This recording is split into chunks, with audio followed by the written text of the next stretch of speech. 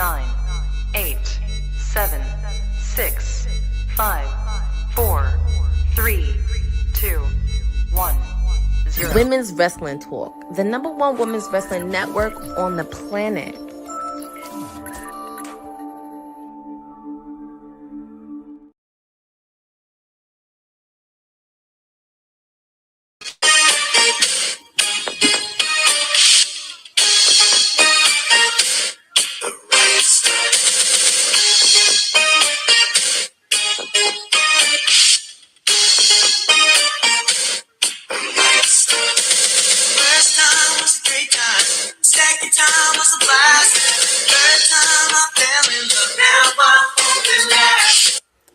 I had to play that since they were in Boston, because if you did not know, 2 boy bands originated from Boston, Massachusetts, New Kids on the Block and New Edition. And it's kind of ironic, it's full circle as AEW Dynamite is in Boston, Massachusetts. This is your PR princess, your timeless elite, Stone Cold Courtney, whatever you want to call me, on Timeless Elite Wednesday with me, because we do have a stack card. We also did have some new matches added right before I got on. Obviously, of course, they were showing highlights from Beach Break last week. Oh, Jeffrey, you are so... But time for... Oh, Jeffrey. I can't help it because, you know, I did a lot this week, so I would have the energy to do it, but I'll let it slide this week and we could get into it next week. But I am very excited. I know Jeffrey had to, but we did have some new matches added right before I got on. So obviously, of course, we have the trios match with the ladies, Willow, Nightingale, Maya World, and Hyan taking on Mercedes Moné and the Divine Dominion. We're also going to have Andrade El Ídolo taking on Jake Doyle. As I mentioned, Edge and Christian will be defending the AEW tag team titles against Darby Allin, Wheeler Yuta, and Daniel Garcia. We also have the AEW International Championship, Kyle Fletcher taking on Commander, and Darby Allin taking on Brian Cage after what happened last week. But here we go. We see backstage from earlier tonight with Will Ospreay and the Death Riders. Yes, Jeffrey, we're on that. And there's Chief in Command, Jon Moxley.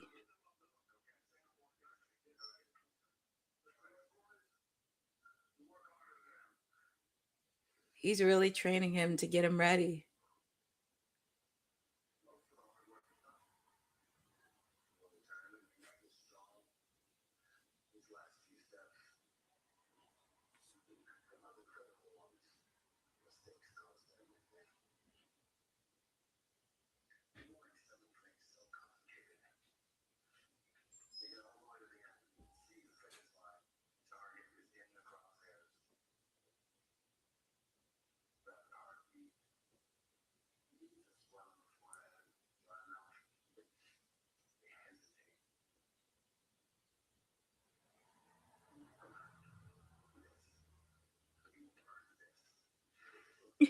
I guess Jon Moxley is somewhat being a teacher and a mentor to Will Ospreay, saying he earned it.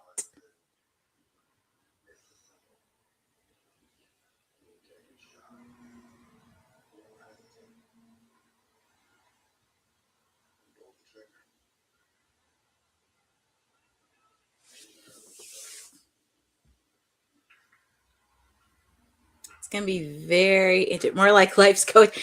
Yeah, Mox is like definitely like a coach with his interesting analogies that he has.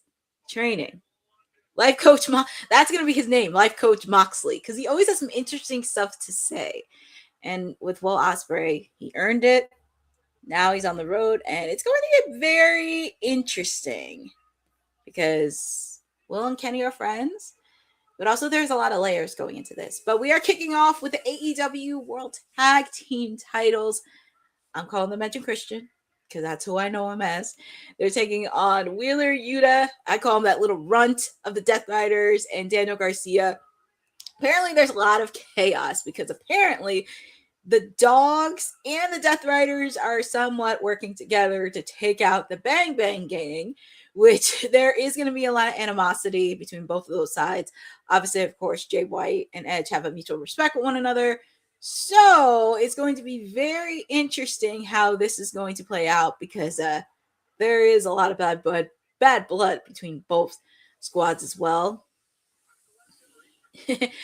I wouldn't be mad either, but it's going to be very interesting how this is going to play out between the Bang Bang Gang, the Dogs. Then you have Gabe Kidd coming back, and with the Death Riders, it's going to be very interesting. He does look a little more healthy. He does look like that, and it's going to be very interesting to watch both of these sides, because, like I said, there's a lot of history. There's a lot of bad blood. Jay White just came back, so. But where's Edge pointing to? He said 800 miles flown.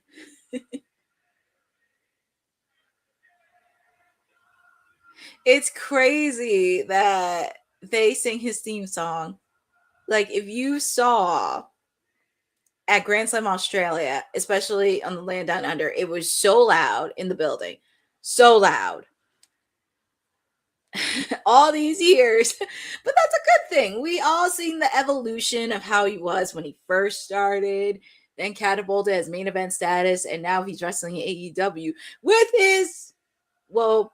his good friend in real life, but on screen he's still a jerk to many people, Christian.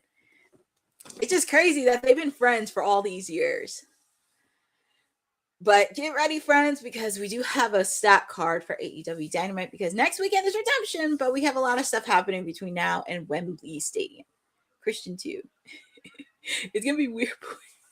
I know. It's kind of crazy. Christian too. Yeah. Christian, he's had a long history too, from like going to WWE, and obviously, of course, couldn't be in the main title picture with the world title. Then he went to TNA, managed to grab the world title there. He came back to WWE, and then now in AEW. And there's the lovely Renee Paquette doing her ringside reporting as usual, talking about the tag team match, what's going on.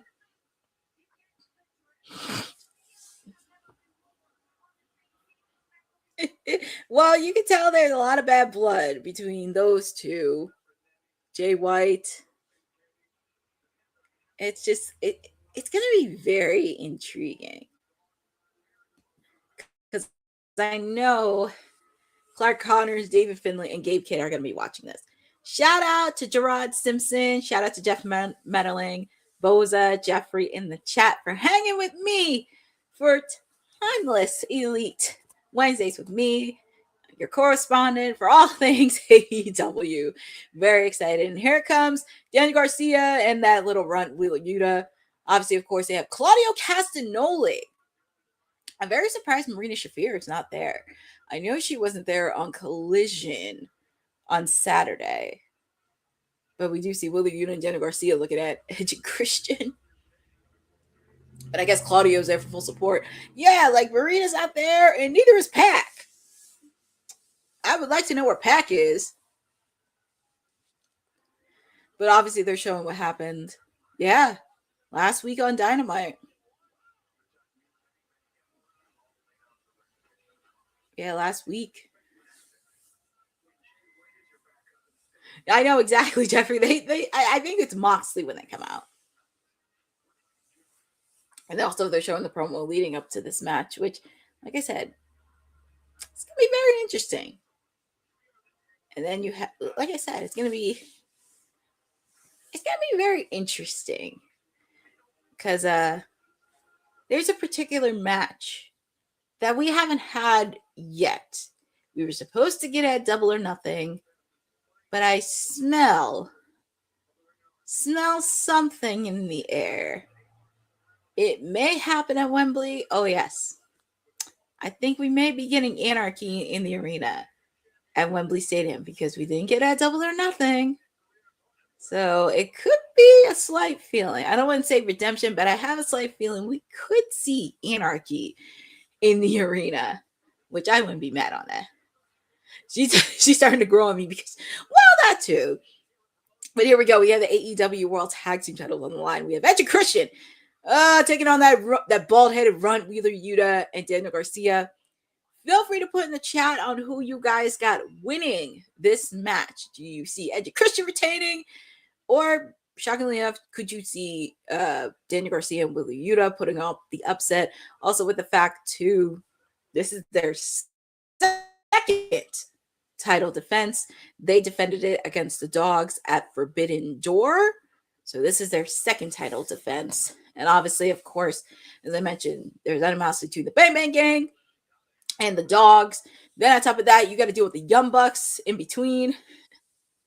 It's interesting. It's like you have the Young Bucks. They're still trying to get the AEW title picture. Yay! And then FTR, they're taking a break, so God knows where they're going to be. And I'm looking at the tweets on TV. I kind of like it that they're showing the tweets on TV. The card looks amazing tonight. Feels like a big show, and I'm so excited for the Cope and Cage match. We call him Edge and Christian. He's a shade again. Yeah, that is true. But here we go. A little bit of double team action from Edge and Christian, but tag is made to Daniel Garcia. Look, I have nothing against Daniel Garcia, but sometimes he needs to keep his mouth shut and just wrestle. No problem with you being the hype man. No problem with you being the hype man or anything, but sometimes there's just a time and place. He's your father. He's your father. That's funny. Oh, Lordy. They had to do with Christian. And obviously, of course, Christian's holding that wrist after what happened to him after FTR just pretty much deprecated his arm.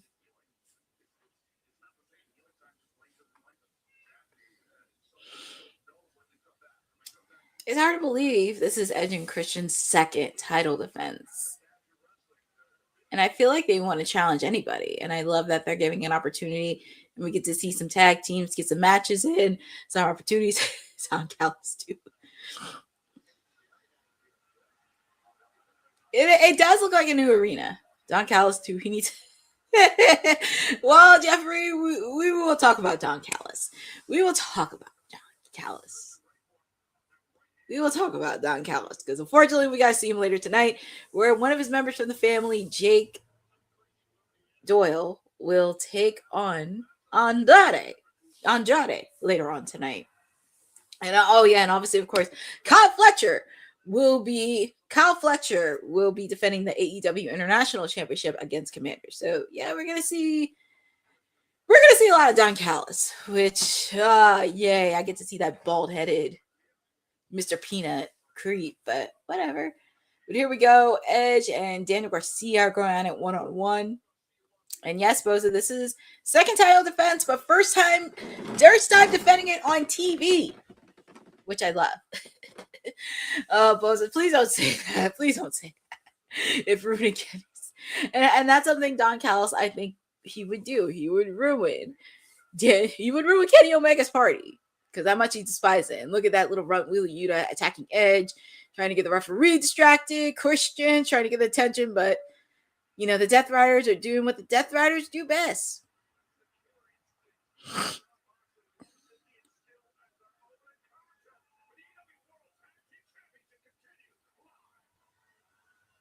All right, so we're I'm watching this on cable, so I have picture-in-picture on here. But the match is still going on, even though there's commercials. And if you're like pranking, Practical Jokers is coming back with an all-new season. So make sure to put it on your calendars because they'll be having a new season.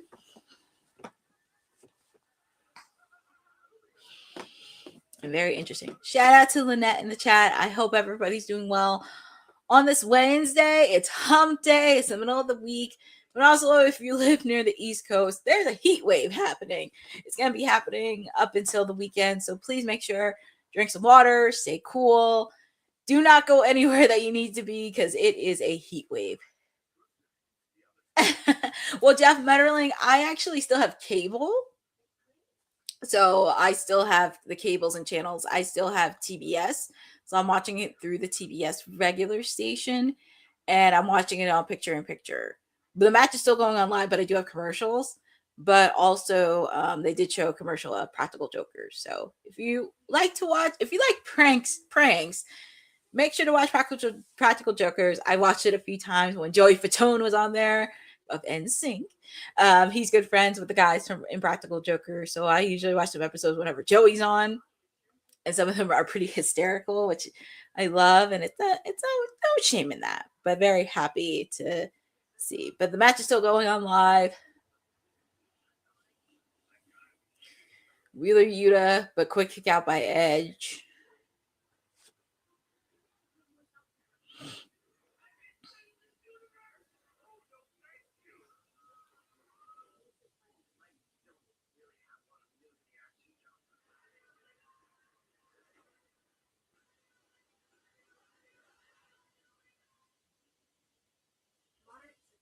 I know, Jeffrey.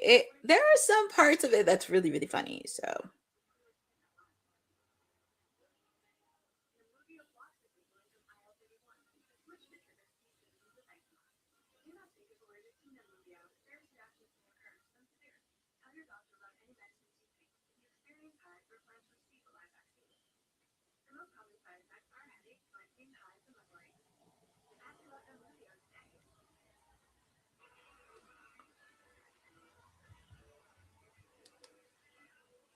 I'm watching it, so it looks like the Death Riders are really putting the upper hand here. I know he needs to tag him because poor Edge, he looks like he's so gas. Yes, Lynette, just to let you know regarding Rhea Ripley, she's her injury. Also, just a quick plug, if you like Rhea Ripley, and if you're in the New York East Coast area, Fanatics Fest is this weekend starting tomorrow. So feel free to do that. And I think Rhea Ripley said on her socials she's doing a lookalike contest. So make sure to dress up like mommy, because I think if you win, I forget what the prize package is, but make sure to do that. I'm very excited to see some people that I know do Fanatics Fest this weekend.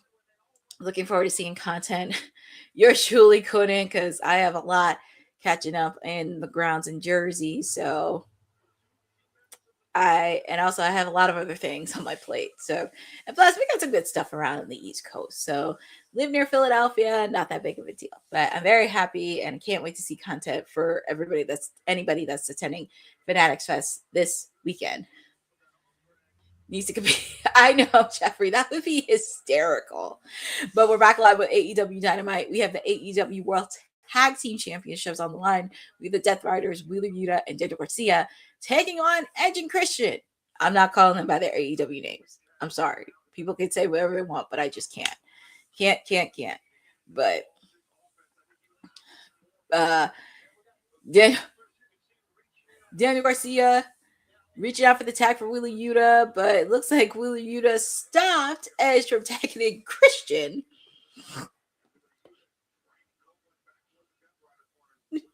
I will say, I do like the new venue that they have in Boston.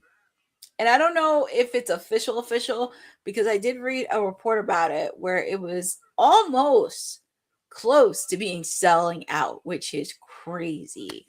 And I love that some of the shows that they have are sold out. I think last week when they were at Beach Bash, it was close to being sold out. And oh my goodness, Edge biting the head off of Wheeler Yuta. Tag is made to Christian. He finally gets a tag. He's finally tagging Christian. And it's crazy he's wrestling with a bad arm, especially after what FTR did to him right before that I Quit street fight at Double or Nothing.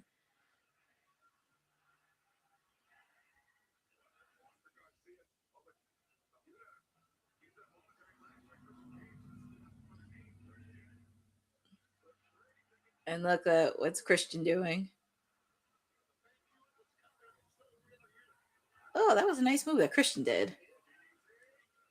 Quick kick out by Yuta.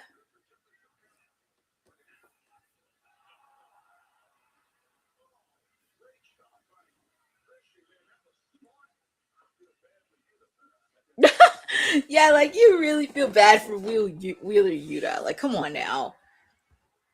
You feel bad for that little run anyway. Ooh, Christian gave him a slap to the face. Oof. backline drop for Daniel Garcia. Christian is on fire. It's hard to believe they're almost like in their 50s and they're still moving like this. This is crazy. It is wild that them two and the Hardys are close to that. And Chris Jericho, by the way, too. They're still moving like in their 50s. And it looks like they haven't skipped a beat. That's crazy.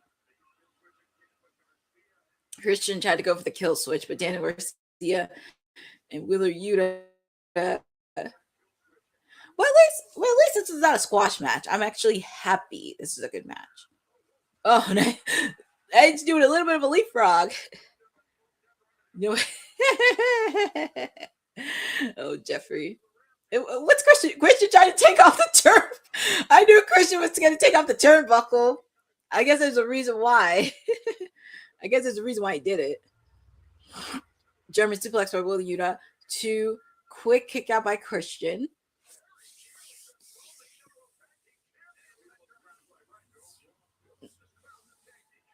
Almost at 3. And oh my goodness, Christian's biting the head off of Willow Yuta.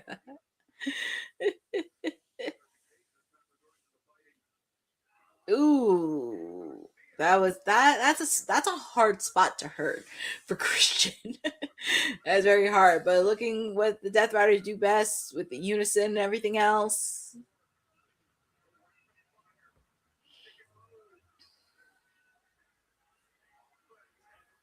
They're trying to do a double team, trying to do the mantra of the Death Riders. Well, it looks like whether Yuta's taking off the turn because that was what Christian was supposed to do. But ooh, low blow right there, and then a spear.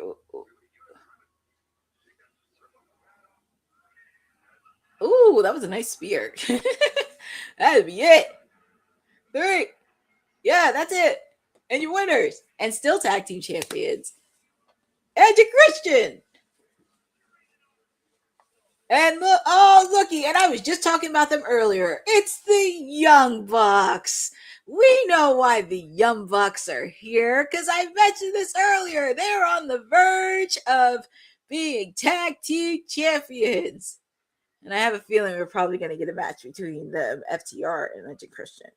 Am I excited about it? No, but am I excited? No, but I guess it because I have to be in PR mode, putting butts in seats in. But there's other tag teams out there, that they could work with.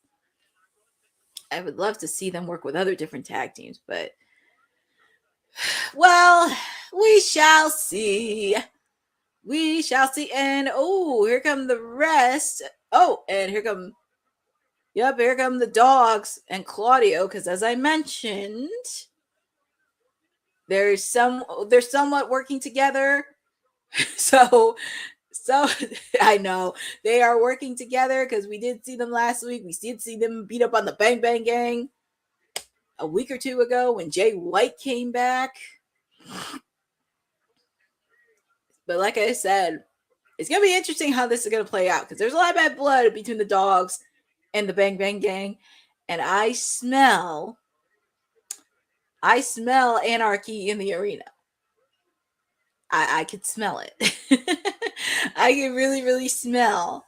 I know Finley and Clark Connors want that tag team goal, but I smell anarchy in the arena. Some way, somehow. And looky. And I was just talking about the Bang Bang 2. Bang Bang Gang 2.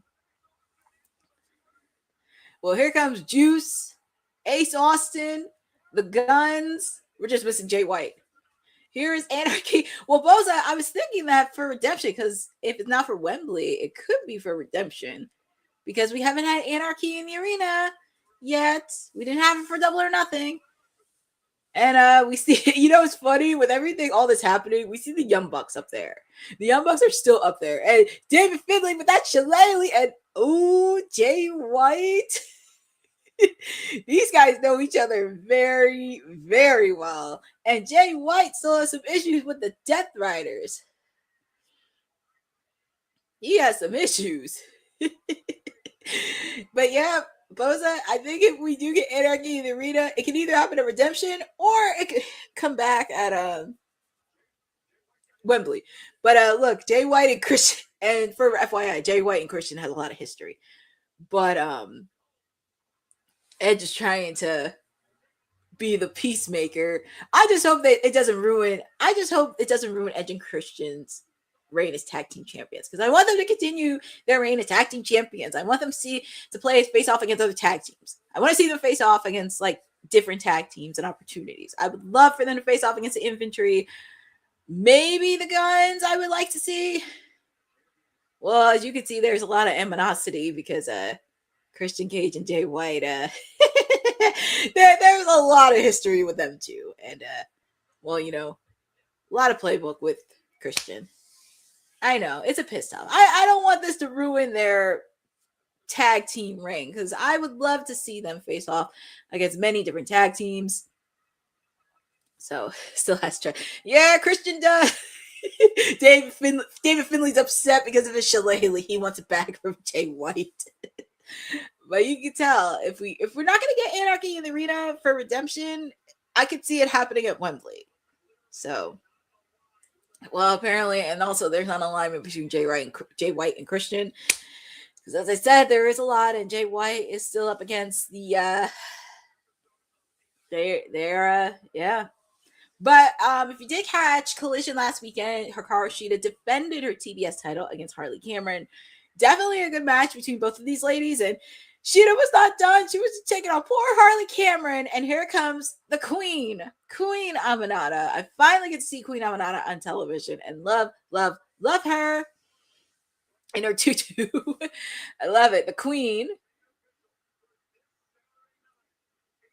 Okay, so this Saturday, Hikaru Shida in Boston on Collision, Hikaru Shida is defending against Queen Aminata for the TBS title, which is very odd because she's on Dynamite and they're on TBS and it should be on Dynamite, but I don't know. Speedball Mike Bailey was taking on Mark Davis for the AEW National title, but Jake Doyle wanted to get involved. It was a good match between Speedball and Mark Davis, but like I said, Jake Doyle got involved and Mark Davis picked up the win, and he's still the AEW National Champion. So obviously, of course, Andrade is going to be taking on Jake Doyle tonight. Yes, as I mentioned, up next, we get to see Andrade take on Jake Doyle next.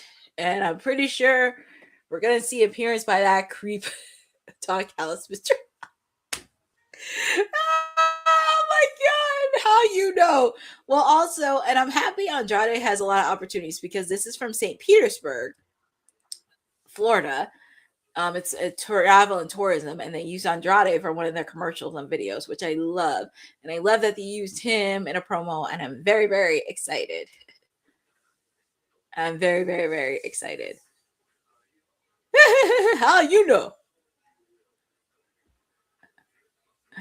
You're like, how you know? But I do like the commercials on social.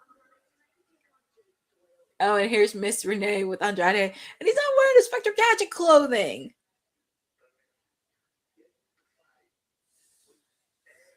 I know Jeffrey's on his Spectre, but it's like when he is, he's still. Well, Jeffrey, he will still be like Inspector Gadget. He will still dress up as that. I will still. We will still call him Inspector Andrade.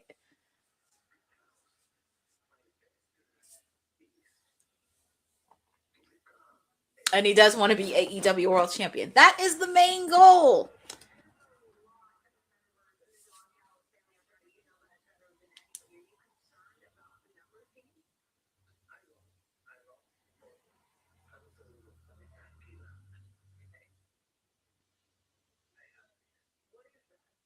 What's him?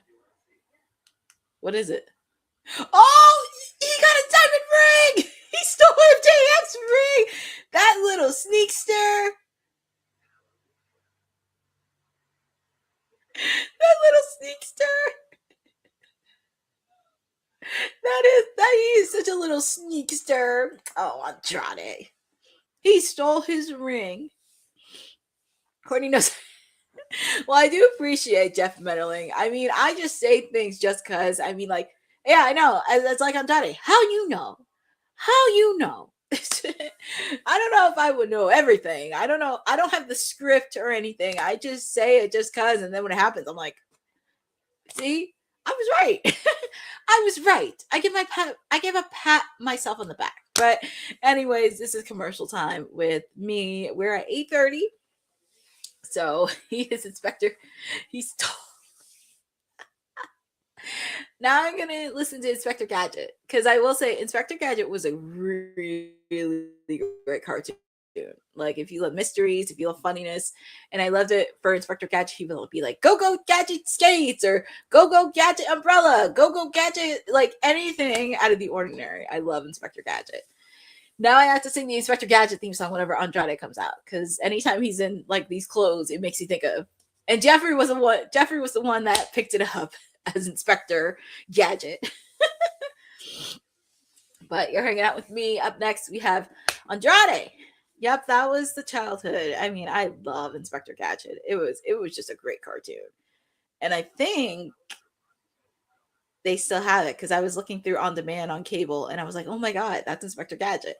And obviously I saw the movie with Matthew Broderick, Michelle Trachtenberg for Disney. It's a really cute movie. It's a really, really, really cute movie. But you're hanging out with me because Andrade will be taking on Jake Doyle. And also later on the show, we get to see Darby Allin take on Brian Cage after what happened. After what happened last week. After what happened I think it was last week, with the Don Callis family looking backstage and try to attack Darby Allin. He booby-trapped his own skateboard. And Andrade came out of nowhere saying, "How you know?" So it looks like there's a little bit of alliance between Darby Allin and Andrade. We could see Speedball coming in. Also, we have Hangman Adam Page. Hangman Adam Page making a return on Saturday. He did be on his word. He said he will never challenge for the AEW World Title again. But I'm very intrigued on what side quest he's going to do, because there's a lot of championships out there. I mean, very intrigued on that. I want to say, I know it was you could have saved that for Dynamite. You could have said, I know you could have saved that for Dynamite, but I guess they did on Collision because, yeah, I think Hangman's gonna be fine, and I think they did it on Collision because it was in Virginia and it was his hometown, which I get it. It would have made more sense. I like, if it was on Dynamite in his hometown, it would make a lot of sense in Virginia. But I guess they had to do something to bring up something for Collision. Oh, stop the presses! My main squeeze, Orange Cassidy's on with Kyle and Roddy and the conglomeration. So shh.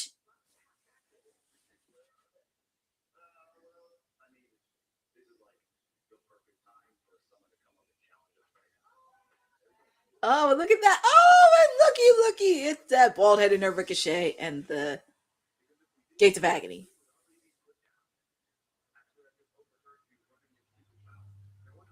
Why did he call him stupid?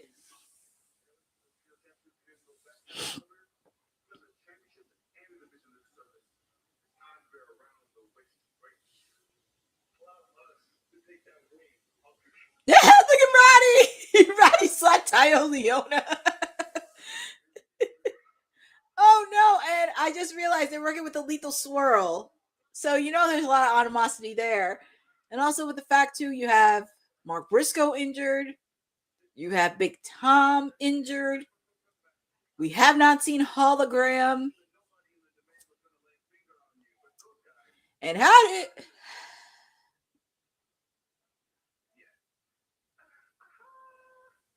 who does that annoying bald-headed nerd think he is? Attacking Orange Cassidy. What's wrong with you? And also Kyle and Roddy, but dear God. Oh God, Renee. Poor Renee. Oh boy. So it looks like the Lethal Swirl and the Demand are working together. Is that Andrade? Well, we shall see. I'm still laughing that Andrade took MJF's ring. That is hilarious.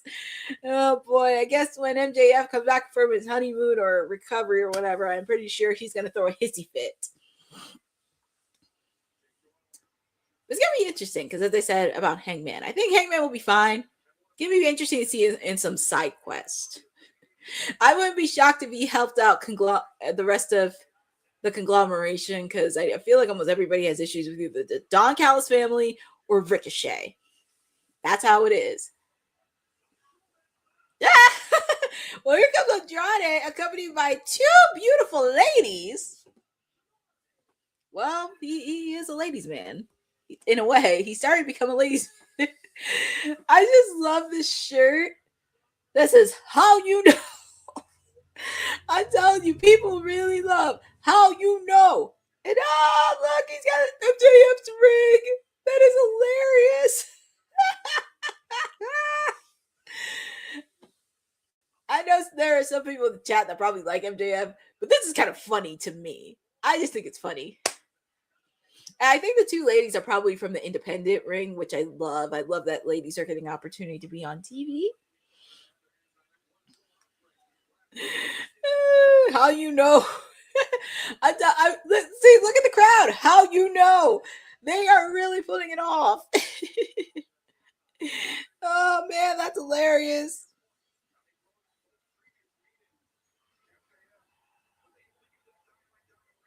That is hilarious. All the fans putting the signs in. How you know? They really well. Boza, obviously, of course, he's gonna be back for Wembley Stadium. I don't think he's gonna miss Wembley Stadium. It's like the biggest show of the year. I don't think he's gonna miss that. He'll be involved in somewhat.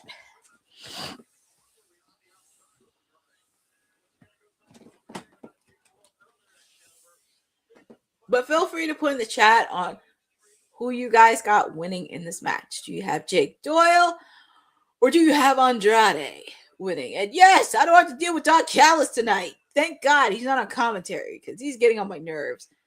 But I shouldn't get my hopes up too soon because he'll probably be on for Kyle Fletcher against Commander. So I don't want to get my hopes up too soon.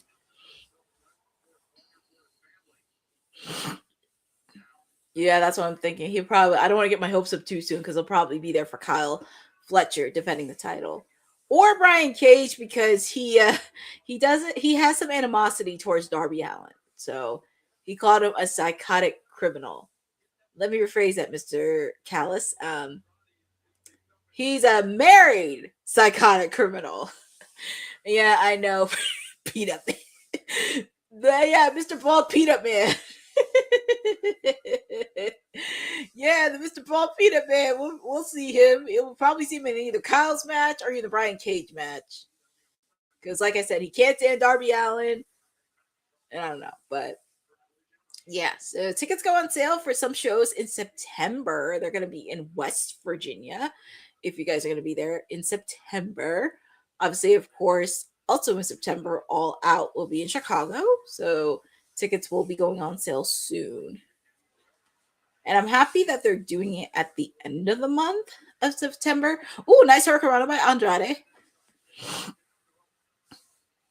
Yes, Boza. Darby Allin versus Brian Cage today. So we'll probably see Don Callis in one of those matches. Nice hurricanrana again by Andrade with Jake Doyle. But I think people picked Andrade to win. But like I said, if you haven't, feel free to put in the chat on who you guys got in this match. And Andrade's just getting all the ladies.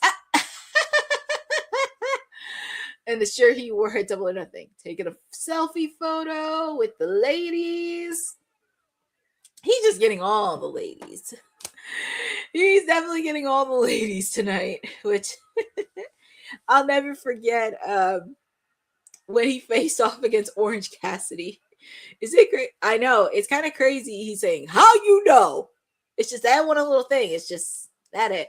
I'll never forget when one lady was at ringside. It was Andrade versus Orange Cassidy. And Leo Rush came out. And I guess he wanted to take a photo with Orange Cassidy. Because after Orange Cassidy felt a little terrified. But he took the photo anyway. And then he took a photo with Andrade. And then he kept saying, how you know? It was just too funny.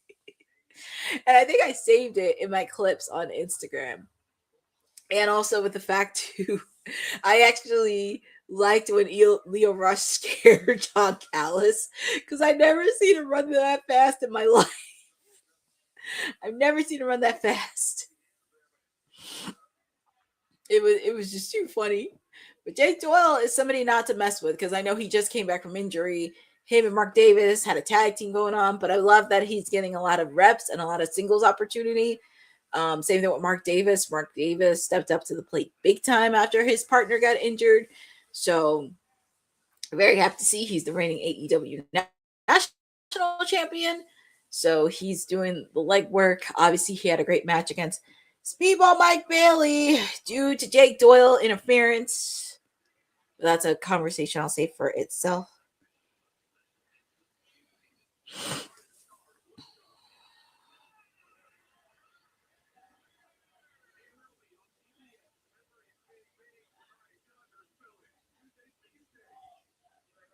Sorry, I'm checking to see if there's anything on social right now. That's nothing too crazy. Just want to make sure there's nothing going on crazy. He went from Jake, right? He went from Jake's. I know, right? He was Jake something on TNA. Oh my god, it's pretty funny. But also with the fact too, and I know tomorrow night is TNA. We're gonna be doing a lot of tea regarding Dark Side of the Ring because we did talk about this on WWT Live earlier today. We're going to be talking a lot more about tomorrow when I do my watch along for TNA. We're continuing the Knockouts TV tournament. So we do have a few more matches. We have M by Elegance taking on Rosemary, Harley Hudson taking on NXT's Thea Hale. We're also going to have Moose taking on AJ Francis. And we're also going to have Cedric Alexander defending his X Division Championship against Fabian Aichner. I think that's his last name, Aichner. So, and we're also going to hear from Nick Nemeth, the reigning TNA World Heavyweight Champion. All that's happening tomorrow. But yeah, we're going to have a lot more tea regarding Dark Side of the Ring because I have to watch the final episode of TNA. But oh my God, there's just so many layers to talk about. But we'll be talking a lot of tea tomorrow regarding TNA. But Boza, I did answer your regarding last night's Fight Factory Wrestling. It was great. They wrestled on an actual beach near the Jersey Shore. It kind of gave you like not just beach break, but Bash at the Beach from WCW days. It was just so nice to be there and just covering it. Obviously, there are some ladies well known. Allie Cash, Lady Frost is doing her thing. Also, seen Steph DeLander for the first time. She's not as scary as what people think of her. She's very cool and chill once you get to her, but she definitely really. But I mean, that women's match, they really brought it out, and I did not know Steph Lander got thrown in the ocean. And when I looked back at footage, I was like, man, she got thrown right in the ocean. But yes, Lady Frost is the only women's champion. Richard Holiday, he's another well-known man that Richard Holiday is a well-known man around the independent scene. He's been doing incredible work. Happy to see him. Happy to see like the FBI nuncio there. I did not know Tommy Dreamer was there because when he had his hat on, I was like, that is Tommy Dreamer. And I had to do a 2 for 2. And I was like, oh my God, that is Tommy Dreamer. And I was seeing some of the guys from ISPW there, obviously, of course. But I was just so happy to be there, just covering, doing photos. There will be a detailed recap happening before the weekend. So very happy on that. But we're back live with AEW Dynamite coming to you from Boston, Massachusetts. We have Andrade taking on Jake Doyle. If Andrade wins, he gets a future opportunity for the AEW National Championship. It's funny, like the F word was censored and it wasn't a Double or Nothing. But look at Andrade. He looks like he's in the best fit of his life. And I love how the fans are chanting, how you know? How you know? Who would have thought just a simple catchphrase like that would turn 160?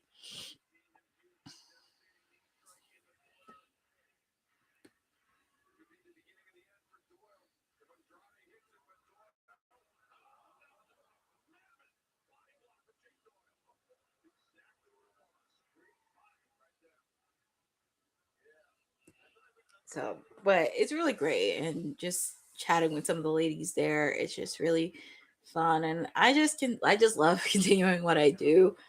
And it's so interesting doing stuff like this because since I joined WWT in 2024, I did not expect it would be a complete whirlwind, but just been in the PR game for so long and doing something I love that also involves wrestling.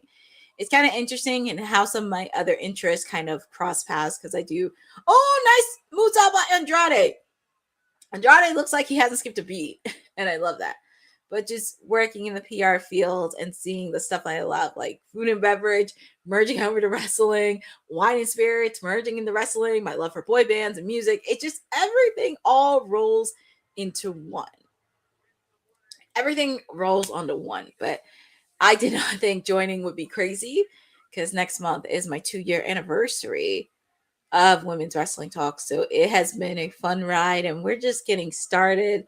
Very excited on that. And, you never know who is watching with your work. And I was just talking with Malcolm Muscle last night because he was at Fight Factory Wrestling and we met a few times and he has seen the work that I'm doing.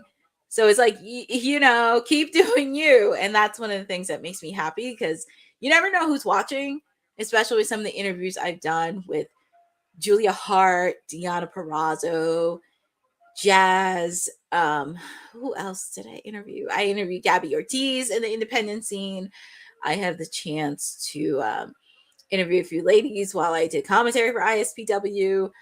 I also interviewed like Georgia Smith and also Georgia Smith, the daughter of the British Bulldog, Bronwyn Billington, that was huge, and Dave LaGreca from Butts It Open. But it's just nice, and it's really just a good feeling. Yeah, next month, Jeffrey, will be 2 years since I've joined. Next month, but it's kind of crazy, but I'm very excited. And, it's not like the big names that everybody gets, because you know what? We're small, but mighty. And we're doing well with our numbers. We're doing our thing. We're on the ground. We're doing the work that we've done, and we're just getting out there, which is great. And we're just going to continue the work. Especially for me, as I said, I know I said this many times because unfortunately, I think everybody should watch wrestling. But of course, you're going to have some people that do grift and watch it just for popular trend. Obviously, what's going on with WWE and the content creators, people are jumping ship to AEW and TNA and have no idea the history.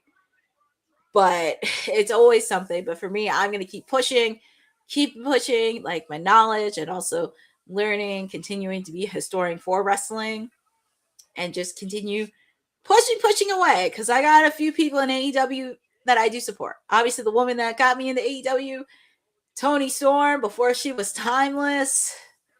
My guy, Orange Cassidy.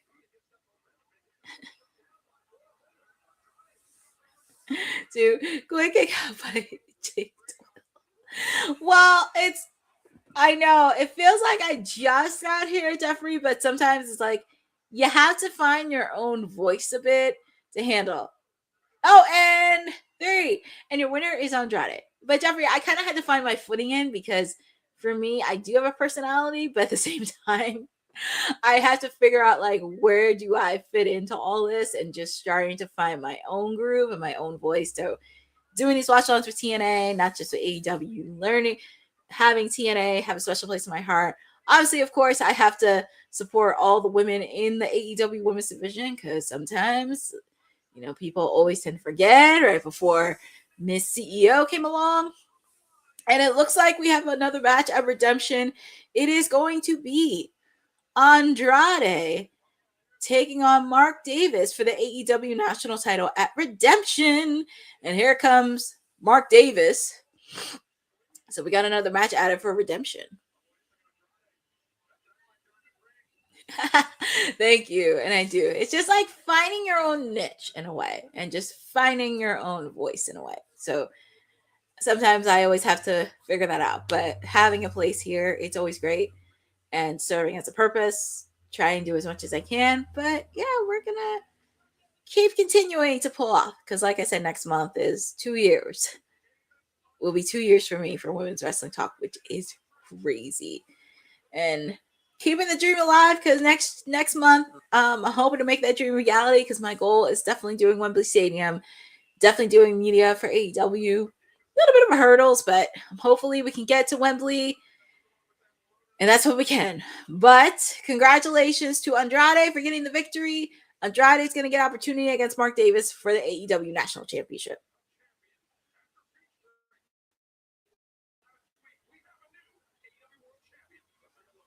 And they're also showing photos from they're showing highlights from last Wednesday from the AEW World Heavyweight Championship. Kenny Omega taking on MJF, or Kenny Omega won title number 2. Oh my God. Jeffrey, I don't think I'll never forget that clip in my life. Oh my God. I will never forget that. Actually, I have so many moments I can't even count. That was just a bit insane. And I was like, my goodness, I never think I was pretty hot that day. There were times I was very, very hot that day. Well, Boza, just let you know there will be some coverage for All in Wembley Stadium. There will be a way to do it. So,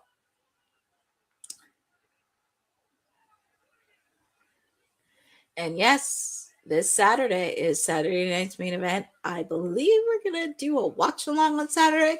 Not sure who's gonna do it, but we shall see who's gonna do it. I'm like, I did. I was like, too funny. So up next, we have Kenny Omega with the AEW World Championship celebration. Up next, it's almost close to being 9 o'clock, friends. Can't believe that's happening. It's a party. Very excited for that. But since we are on commercial,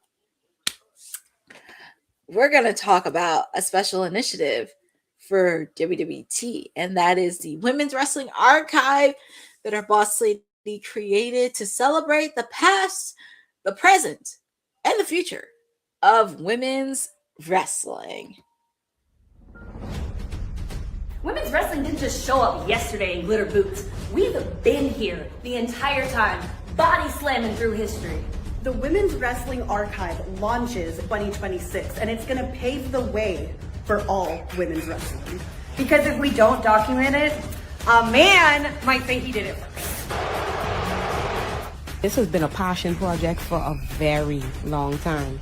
Head over to the womenswrestlingarchive.com to donate 1, 5, or whatever you can. It all goes a long way. Let's give these women the spotlight that they've always deserved. Her story belongs in history. Help us preserve it today. Join us at womenswrestlingarchive.com. Support the archive. Support women's wrestling. Donate today.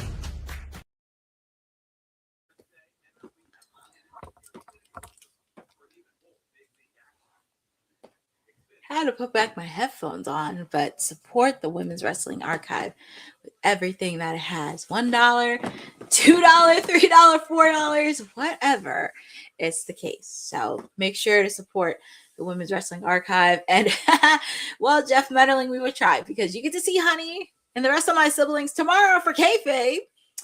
At 8 p.m. Eastern Time. Obviously, of course, I will be handling coverage for TNA tomorrow. So once you're done kayfabe, you get to hang out with me on Thursday nights, where we'll continue coverage for the Knockouts TV tournament. Also, you can check out Honey Night SmackDown on Friday with Honey as well. The last Friday before Saturday night's main event. Like I said, it's Saturday night's main event. We don't know who's it gonna be. And also with the fact too, it's a busy weekend because, as I mentioned, New York is gonna be crazy because it is Fanatics Fest. Fanatics Fest happening tomorrow. I do see a few people that I know that are gonna be at Fanatics Fest, so I'm excited to see content, everything else happening. You can't do it all, but I'm very happy for everybody else. But I'm still recovering from last night at Fight Factory Wrestling. It was a fun show at the beach, everything else. Shout out to Eddie Foster in the chat. I'm very happy that you're on, and you're just in time for Kenny Omega's celebration. And yes, Jeffrey, FIFA's happening right now, and it will end on Sunday. Crazy games to the wire on FIFA. It's been nuts. But shout out, but thanks, Jeff Matterling. I will be doing TNA tomorrow. And here is Tony Schiavone. You can tell Tony Schiavone is so excited to introduce Kenny Omega.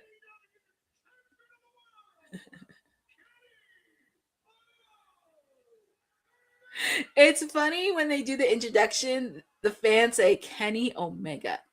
And Bosa, we will talk about that tomorrow during the watch on for TNA regarding Dark Side of the Wing, because I do have some thoughts. But here comes the new AEW World Heavyweight Champion in Kenny Omega. I know. 2-time AEW World Heavyweight Champion. Very curious what Kenny's going to say. Obviously, of course, with Will Ospreay. But I'm sure there's going to be a lot of hurdles on the way, too. Look at, I do like his suit, though. It's funny, like, we were talking about Kenny's age, and he doesn't even look like 42, to be honest. And Tony doesn't have to worry about being bullied and called a that part right there, Jeffrey, that part. Because he's so excited that Kenny Omega.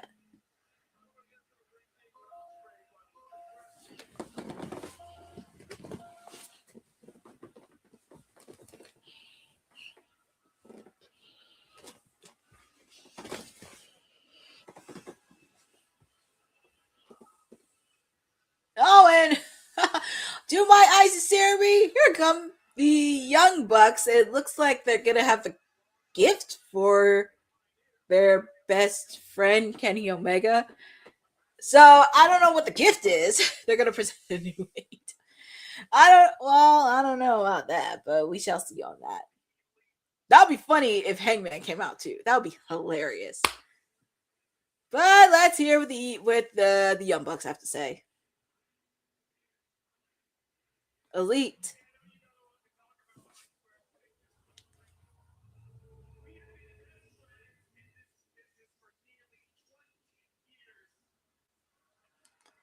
Crazy they've been friends for 20 years.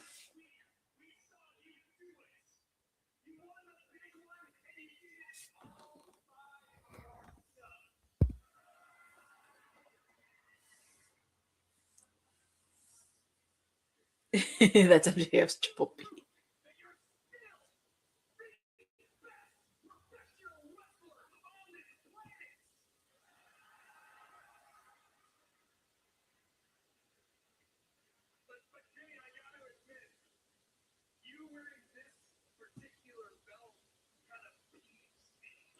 Oh, yes. The Triple B. I wonder what kind of belt it is. What kind is it? What are they going to give him? Oh. The correct one. The original. The Excalibur said idiot Triple B. The original belt. Well, congratulations to Kenny Omega. Let's hear what he has to say. Speech.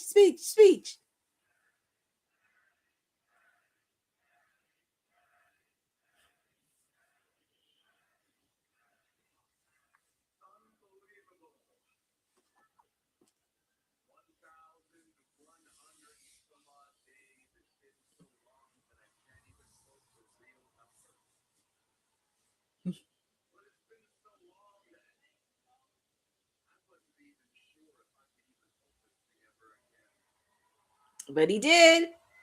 He's holding it again.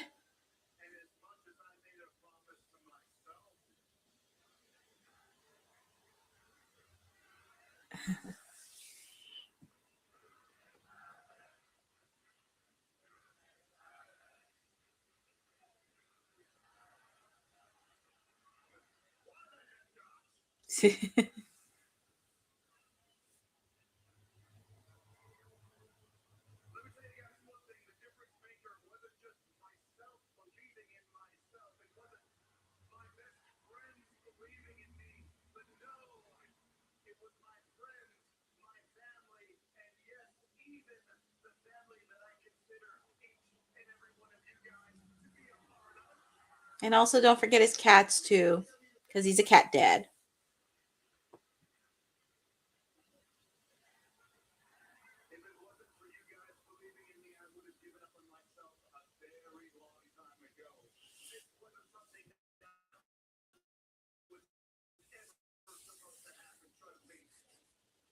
I know, I'm touched. Right, Jeffrey? I'm touched. I'm your family. Well, I mean, he has that, and he has his cats and everything.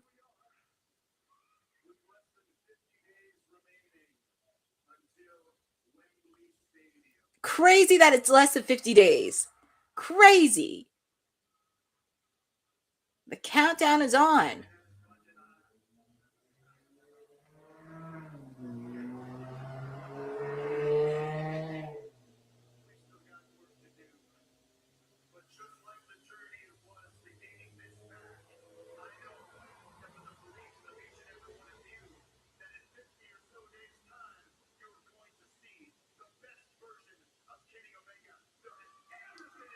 The best version of him, the best version of Will Ospreay.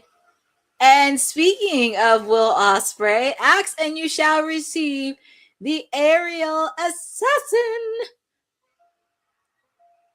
There he is. I'm not gonna lie, whenever his theme song comes out, it's just like the energy's there. And it's crazy? The last time that they met, and it was right before Will Ospreay faced off against Jericho at Wembley. Will Ospreay beat Kenny Omega. Will history repeat itself, but this time with the AEW World Title? And we're going to hear what Mr. Will Ospreay has to say.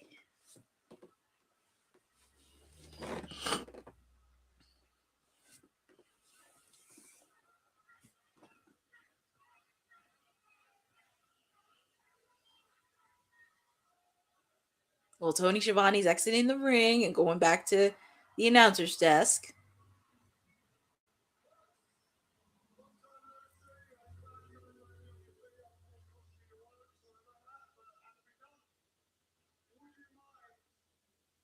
Oh, yeah.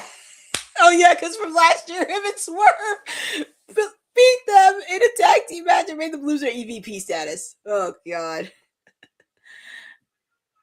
Well, the Young Bucks are leaving the ring.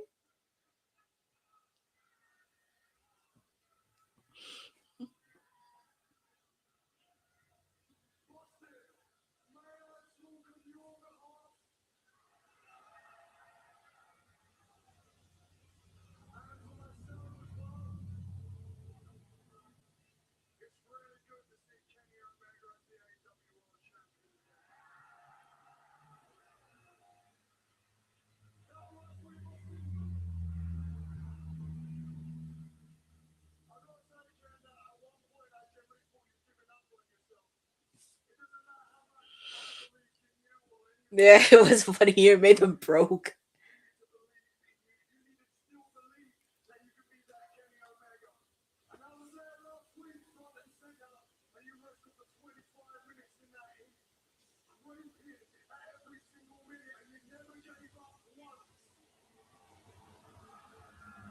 Well, Will Ospreay did interfere and took MJF his ring.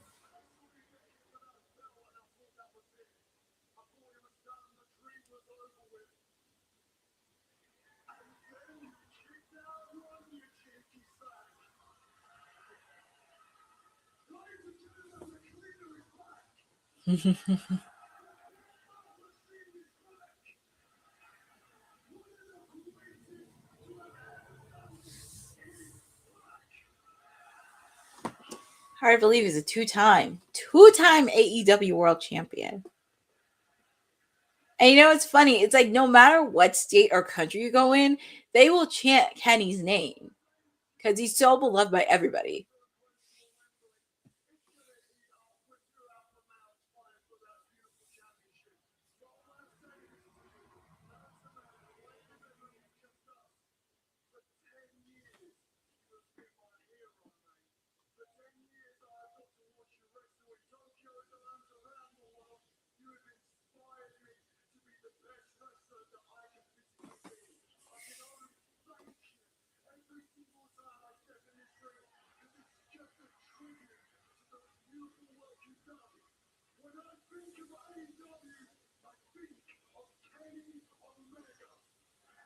kind of crazy.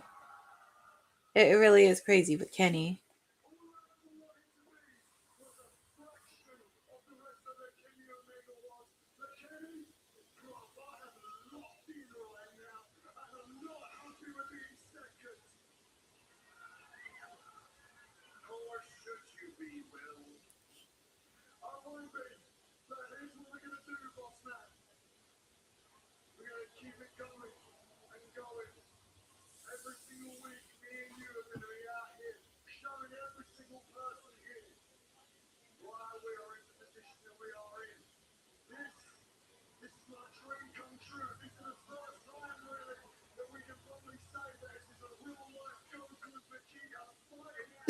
I love that they put a Dragon Ball Z reference in Roku and Vegeta.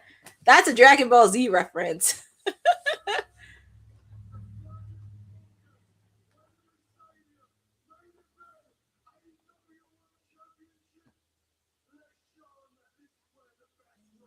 I kind of knew it was going to main event.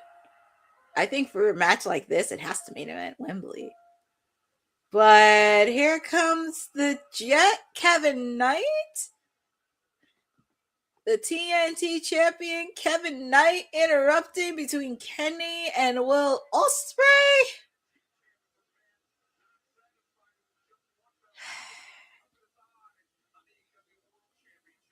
Jeffrey, be nice. I'm ready to not drop. Be nice.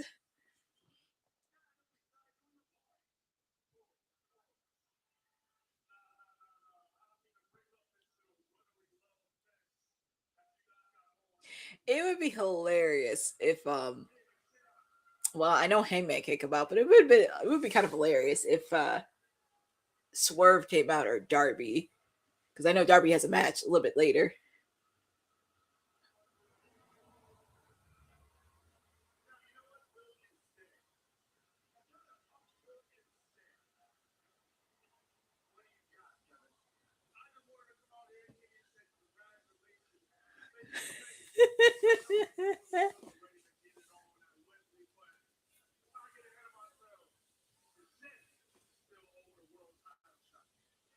Didn't you just lose to MJF? He's like, he's wearing dark pants.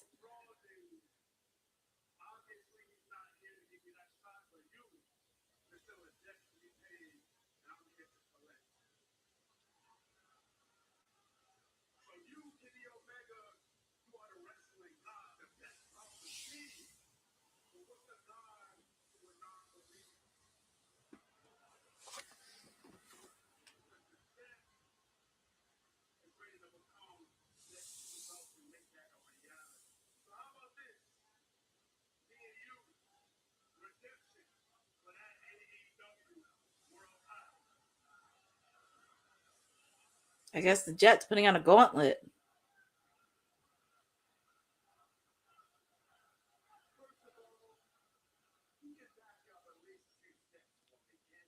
Kenny, 2 steps back.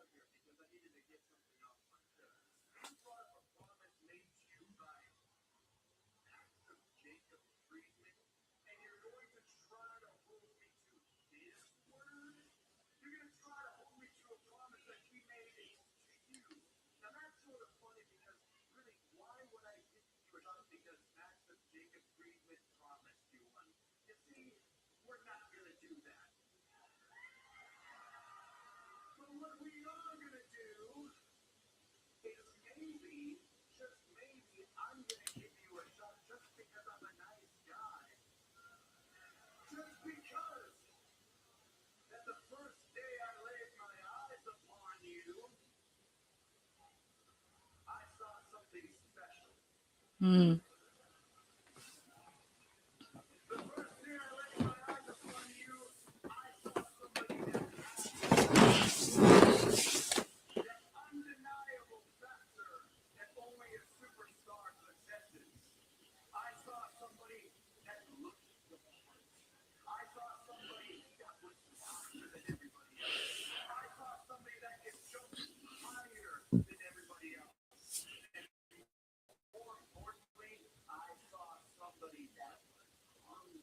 Yeah.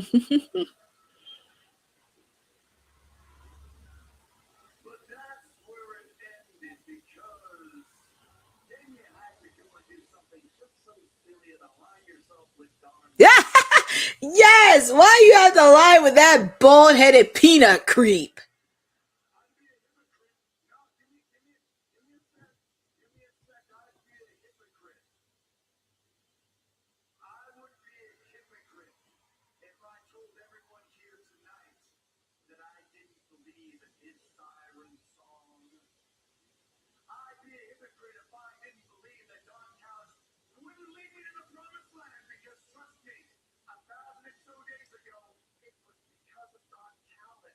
Unfortunately, and also can't deny that.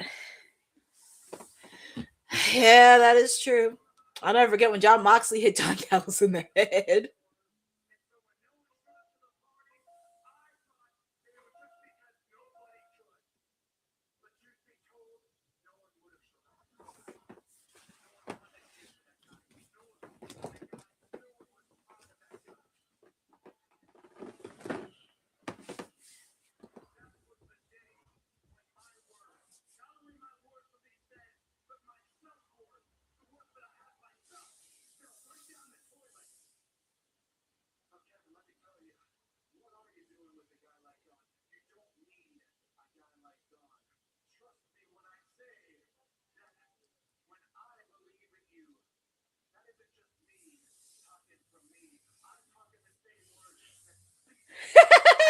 Peanut product, Jeffrey. Talks.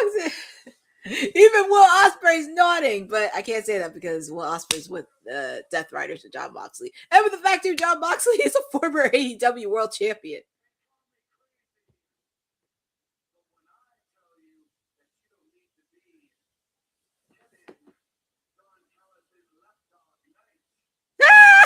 Lapdog. That's like with Will Ospreay. Will Ospreay doesn't need the Death Riders.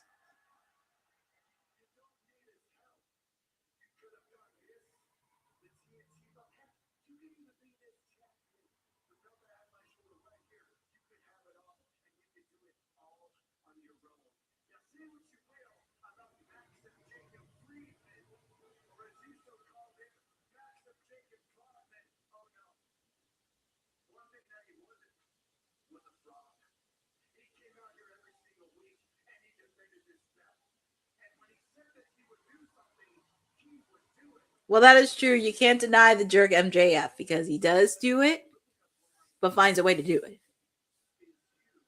So can't deny MJF, even though he's a jerk.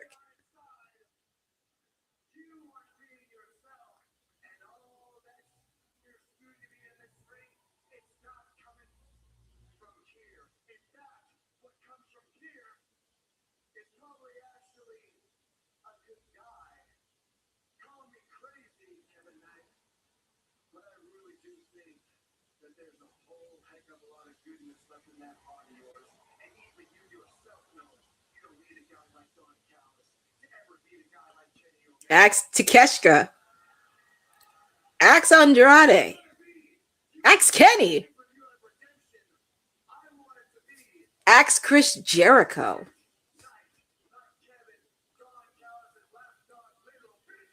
Oh my God! Kenny went there.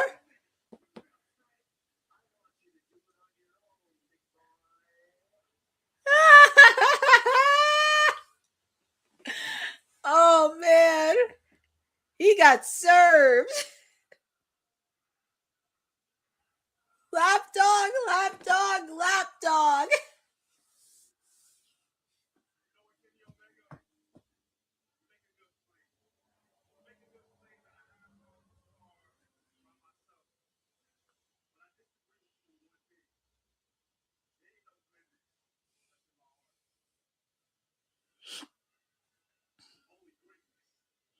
Oh man, he hit him on the microphone in the head.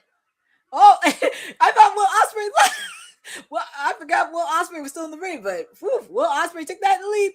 And look, there's Darby. Here's Darby, who, by the way, will be facing off against Brian Cage shortly.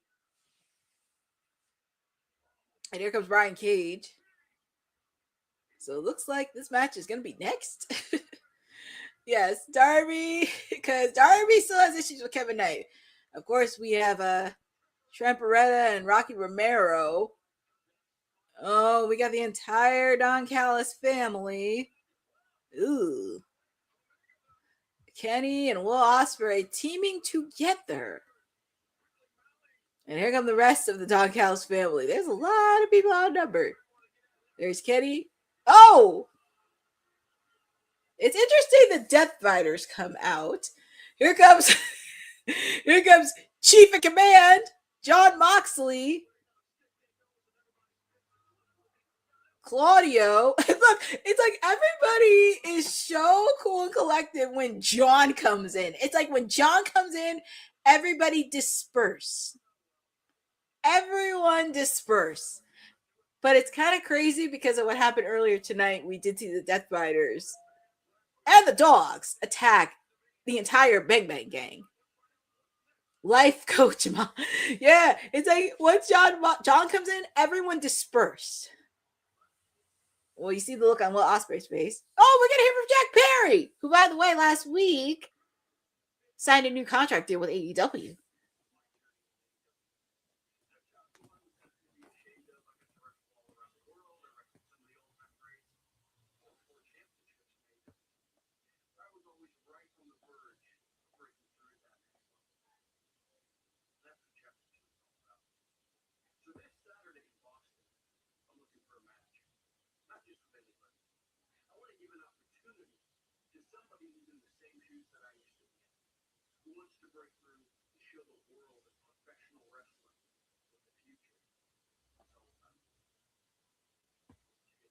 So it looks like Jack Perry is posting a challenge on Collision this weekend. Luchasaurus is still injured. Unfortunately, not sure when he's going to come back, but and missing Jurassic Express as a tag team. But we shall see on that. Luchasaurus wearing that New York Knicks jersey. Awesome. Oh, and by the way, Jeffrey, today is Anna Jay's birthday. It's Anna Jay. So wishing a happy birthday to Anna Jay. And also, like I said, it's interesting seeing him wear a Knicks jersey. I'm sure he was at the parade if he sees socials. But we're getting some little bonus action. We're getting Nick Camarato and Aaron Solo. Bro Dino is back together again. So we have a fun bonus match happening. Bro Dino back together again, but congratulations to Bandito because he's been he held the Ring of Honor World Championship for over a year. So congratulations to him on being the workhorse for the Ring of Honor.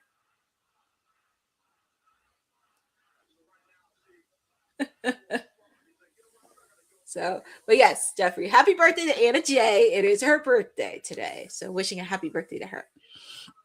I know. Bandito, he's a workhorse champion.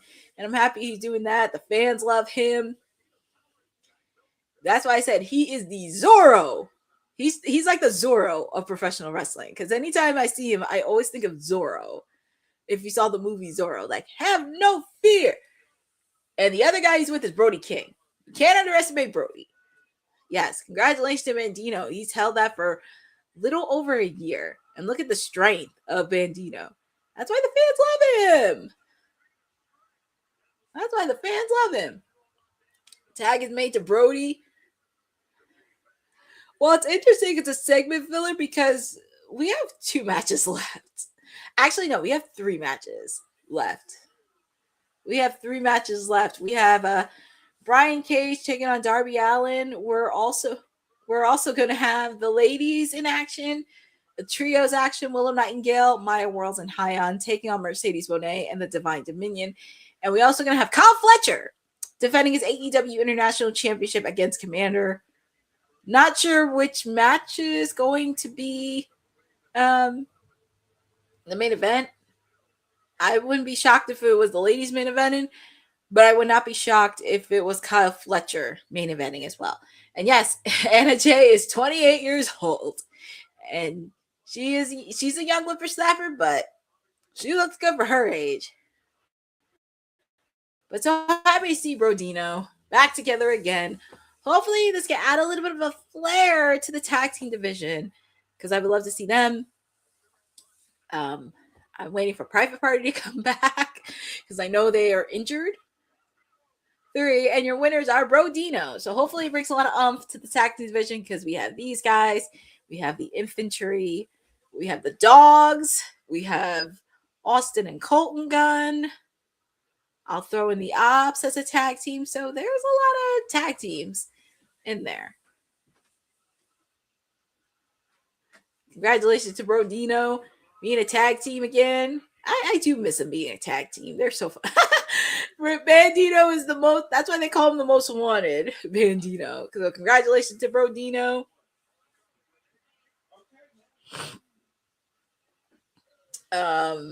We have the lovely Renee Paquette with Don Callis and Kyle Fletcher.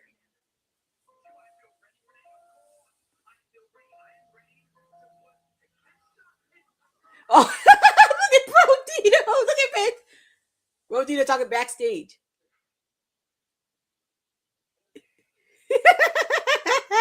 Kyle Fletcher.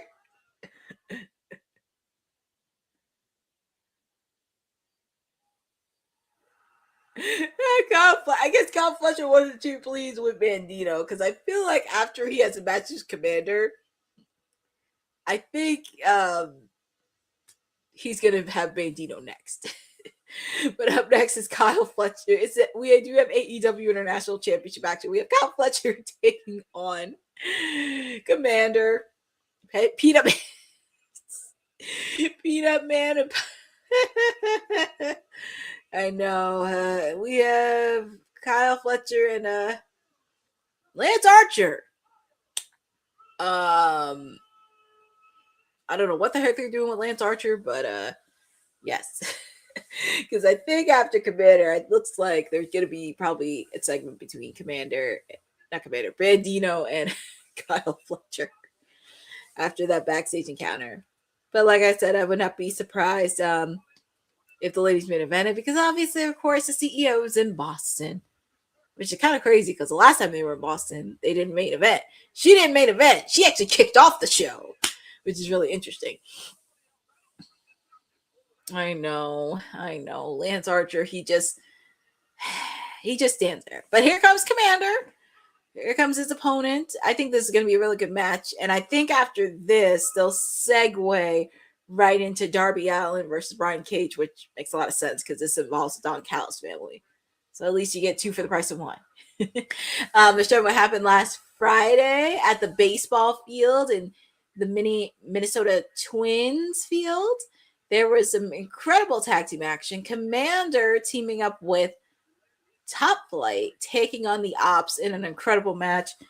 Kind of wish that was on TV. But it looked so cool being at a baseball field because I know they do it when the Jaguars are in football season. They have a ring back there, which is really, really cool.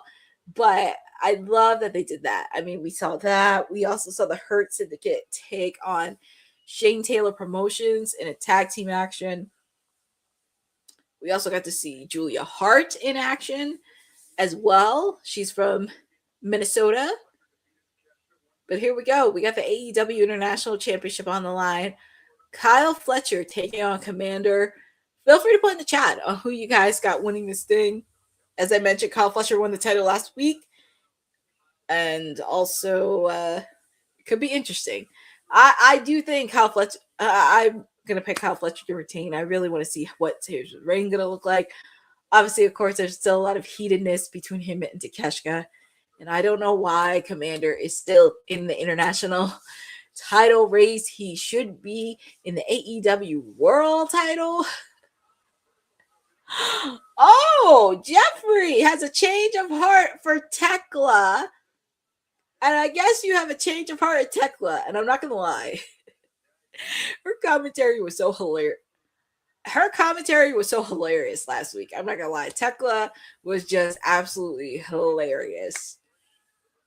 I think I was getting ready to laugh, but she is funny when it comes to commentating. But what's Commander going to do here? This is what Commander does best, but Kyle Fletcher caught him. It's just crazy. Like Lance Archer just standing there. Oof, that was a nasty kick to the face that Kyle Fletcher put in. Oh, man. Oh, my God. Well, Jeff Metterling's picking Commander for the upset. Feel free to put in the chat. I'm picking Kyle Fletcher to retain. I want to see his reign, what his reign's going to look like, and also with the fact, too, he still has some hatred towards Takeshka. She's growing. See? Oh, and look, that hug moment right there. Ugh. They're saying F Don Callis and sharing a hug. Ew, why would you hug that bald peanut head creep? I don't know, but your guess is as good as mine. Oh, before I forget, because I am going to really forget about this, so please make sure if you have not seen Disclosure Day, that's a sci-fi film directed by Steven Spielberg, you will see who is featured in that film. Brian Cage and Lance Archer. I believe I know right near me the movie's still playing this week, but definitely check out Disclosure Day with Steven Spielberg because that features Lance Archer and Brian Cage. And it's really cool that they did a film directed by Steven Spielberg, so feel free to check out Disclosure Day. Commander's doing his signature. I don't know how he does it. Balancing and making sure he does not miss a beat. Just look at that. That has to take a lot of choreography and work, especially when they have to rehearse this earlier in the day where there's no crowd. And that is just... Whoosh. I know. It's always so spectacular when Commander does it because I'm like, that takes a lot of practice. A lot of practice. But... this is still in picture. Well, for my TV, I'm watching it through picture. The match is still going on live between Kyle Fletcher and Commander. And you're hanging out with me because you're Timeless Elite, your PR princess, Stone Cold Courtney, whatever you want to call me. Yeah. Yeah, you're hanging out with me on Timeless Elite Wednesday because it is hump day this week. We do have a lot of stuff. Oh my God, I'm sorry. Been a long day. But yes, those luchadors are amazing. I don't even know how they choreograph their stuff, and it's like insanity. But kudos, I give props and kudos to them for putting in a lot of work. So very, very happy to see. But also with the fact too, thank you all for hanging out with me on a Wednesday because, like I said, AEW is not everybody's cup of tea, which I understand. But I tried, since I started doing these watch-alongs, I try to do the best I can with giving you guys watch-alongs for AEW, giving my own perspective on what can they do better, what do I like about it, and everything, all that stuff. But happy to spend it with all of you on a Wednesday. And it hasn't been easy, but, I'm still in the game. Obviously, of course, you're going to have people who come in because how popular it is. Even putting me to sleep. I don't know about that. I don't know if Don Cal's putting me to sleep, but whatever. I try to stay up for most of my camp, but I try to do most of these watch-alongs as I can. Trying to give you stuff because, like I said, with everything happening with WWE and content creators, I see a lot of them shifting over to AEW, which I don't have a problem with. Don't be grifting off AEW. Just don't grift it out of spite because of WWE. Just enjoy the product. Pick a superstar or wrestler that you like. Follow them. Support them. And just be on your way. Because there are too many people oversaturated when WWE had issues with content creators. So I try to be the best thing I can possible. But we are back live with the AEW International Championship. We have Kyle Fletcher taking on Commander, what has been a very ground, high-flying affair between these two guys. And obviously, of course, you had that bald peanut head creep Don Callis with Lance Archer. But it's been a good match, though. These guys have been going back and forth with everything. Kyle Fletcher's like, come on.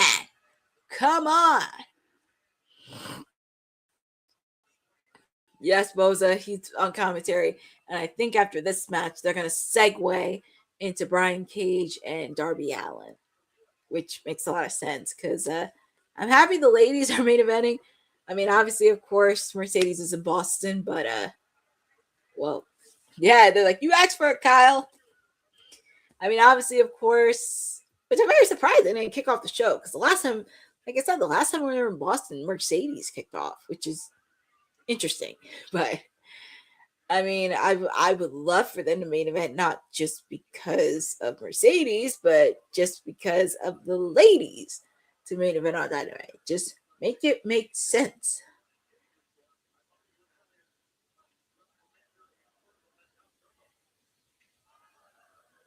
Who cares? Well, unfortunately, there are some people that do care about Don Callis because I will say the one thing, and him and Prince Nana are doing, they are bringing managerial services back into professional wrestling. And that's the thing that I love. And Commander, he is fired up. Commander seems so fired up. And he's been putting on banger of matches. Who cares? I guess everybody's on the oh, poor Kyle. He took a nasty dive after that Hurricane Rana. Don Callis had to get out the way. Lance Archer didn't know what to do. I'm not gonna lie, Commander's been putting in a lot of work. And I think when he competed in the Continental Classic, he stepped up to the plate. So it's nice that he's getting a lot more airtime, taking advantage of the opportunity. It may not be the most glamorous spot, but he'll take it.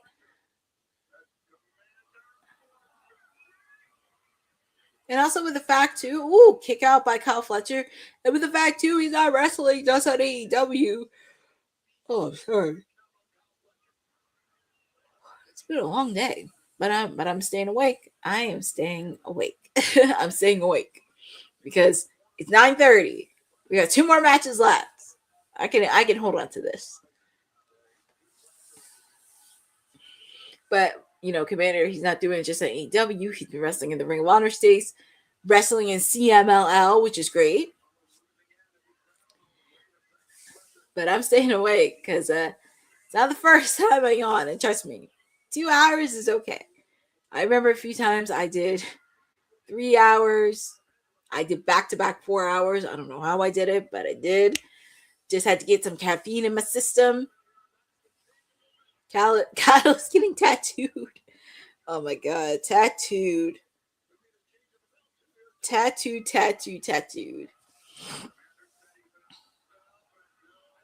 Ooh, he landed on his feet. That was somewhat of a slight 619. Somewhat of a modified. Oh man, that was a nice move by Commander. Super Destroyer 2! Quick, it got my Kyle Fletcher. Oh my God, Super Destroyer. Look at that replay.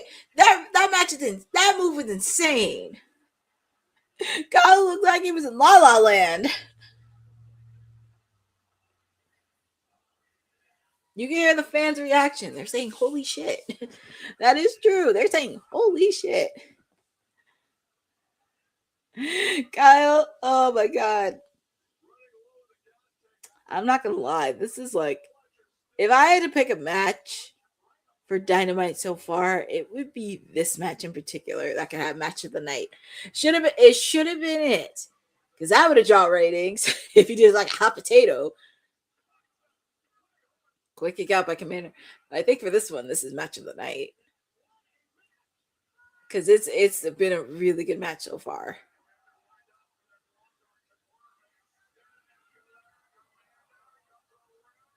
Oh, he should call it the Aussie Brain Buster. But that was a brain buster right there, folks. 3. And your winner and still AEW International Champion is Kyle Fletcher. So, Jeff Bunnerly, I think Takeshita is watching. Obviously, of course, he's getting ready for the G1 Climax tournament that's happening in New Japan right now. So he's participating in it in Chicago. But Takeshita will be back soon. he'll be back just in time for All In Wembley Stadium, because I'm sure we'll probably get another round of Takeshita and Kyle Fletcher. And they do need to run it. I'm not gonna lie. Yeah, Commander and Kyle Fletcher need to run that back. Because that was like match of the night so far. Because that was just a fast-paced match. But what's he doing? Oh, he's really trying to take off Commander's mask. Oh no! He's taking off Commander's mask, and it's a shame. Takeshi's not even there. Oh, there's Takeshita. I thought he wasn't going to be there tonight, but there is Takeshita. I feel like they need to have a blood feud with these two. It would be so fun to see. Just like the way they did Will Ospreay and Kyle Fletcher. But Takeshita, and you know what's funny? This is a good opportunity for AEW to do something WWE has not done. Position Takeshita as a main event player, and especially hitting the Asian demographic, which is something WWE has been lacking. They have the tools to do it. It's just execution. And oh, look, there's Okada. I know. Damn you, Okada. And plus, he needs to go for the AEW World title. I need to see him versus Kenny for the AEW World title before Kenny drops the belt. I need to see that. Like, he doesn't need to go. He does not need to go for the international title. He needs to go for the AEW World title. It looks like Okada and Kyle seems to be a little bit of a beat, but Bandito, I guess Bandito, after the encounter last week, Brodino, I guess Brodino won both Okada and Fletcher. Well, I think this will be very interesting, and I love that some of these other guys are taking a lot of side quests. So they're helping out Takeshita. I guess Bandito wants in on the action after what happened earlier. My goodness. Oh, but Bandito wants the AEW. I'm not gonna lie, with Takeshita, I wouldn't mind seeing Bandito with that belt. I mean, he would be looking good at that belt. And backstage, we have Miss Renee with the reigning AEW World Heavyweight Champion with Kenny Omega.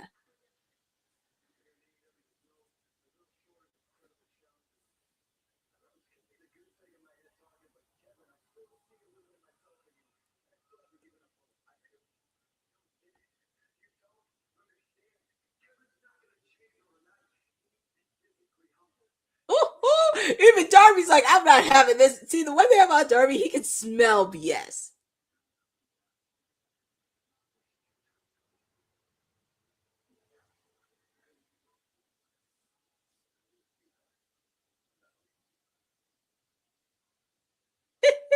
Darby's like, we're not having this conversation. You know it was a matter of time between Mox and Kenny. Life coach Mox.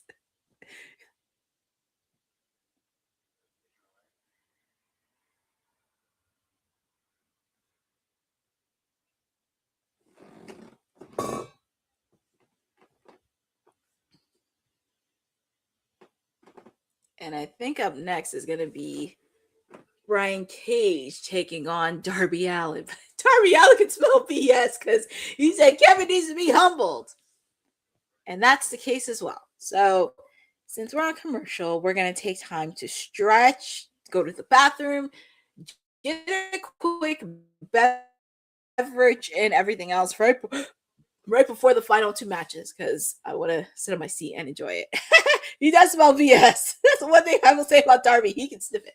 But this is the time to take a quick break, go to the bathroom, stretch, get a beverage, everything else, so we can get ready for our last two matches, because we're about to wrap up AEW Dynamite shortly. So I will see you guys shortly, and feel free to take a break, and we will be right back at it.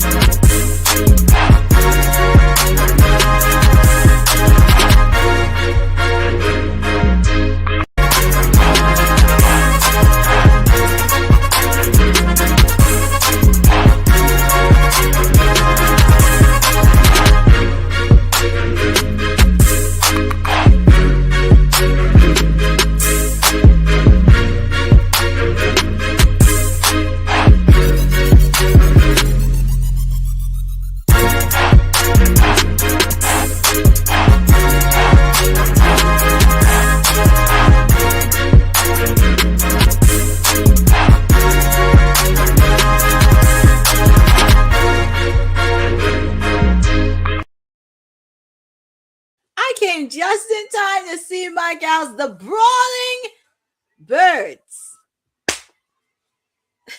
You know very well I wasn't going to miss this. But happy to see the ladies talking with Renee. So, shh, the birds are here to talk.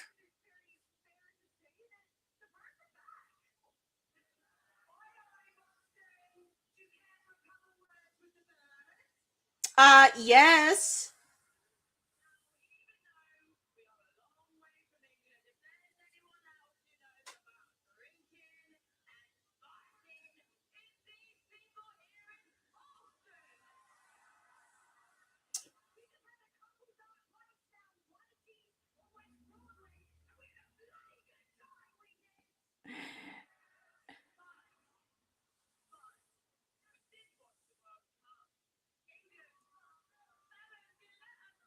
Oh, yeah, what happened in FIFA earlier today. I mean, if you saw that England was eliminated, you kind of know.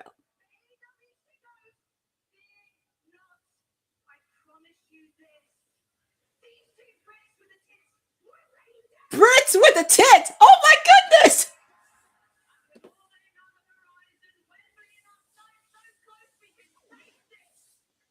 Brits with a tits!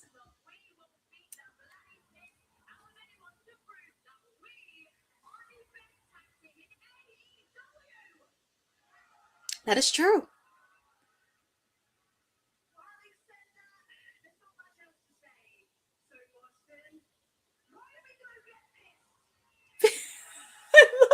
See, this is why I love these ladies. Well, I always love Jamie Hayter. Renee was having too much fun, obviously, of course. That it was definitely a fun film. Brits with the tits. Love that. I got to see. Well, unfortunately, Orange Cassidy in the most horrible way.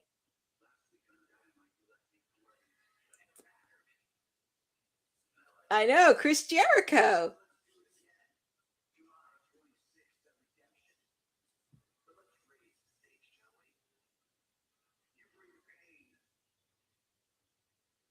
Oh, he brought the Painmaker back. See?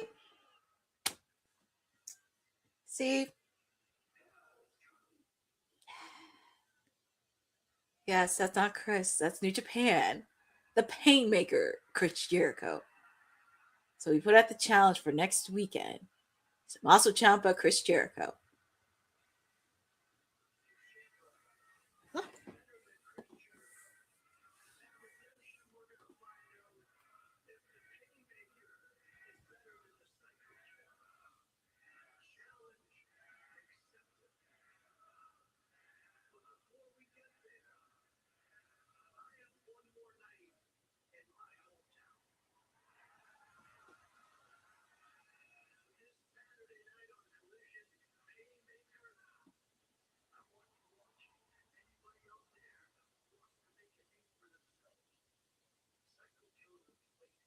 So Tommaso Ciampa's throwing out the challenge on anybody in Collision this week. The city of Ciampa. So it looks like Ciampa is challenging anybody. Very curious on who is going to step up to the plate. Oh, Bosa, don't feel so bad. It happens. But stepping up to the plate. But it looks like we're going to get Jericho, Ciampa, well, the Painmaker at Redemption. But we go from a psycho killer to, as what Don Callis said, a psychotic criminal. A married psychotic criminal in Darby Allin. Darby Allin's ready for blood. He's facing off against Brian Cage after he booby-trapped his skateboard last week. And I guess Brian Cage was a little bit pissed off about it.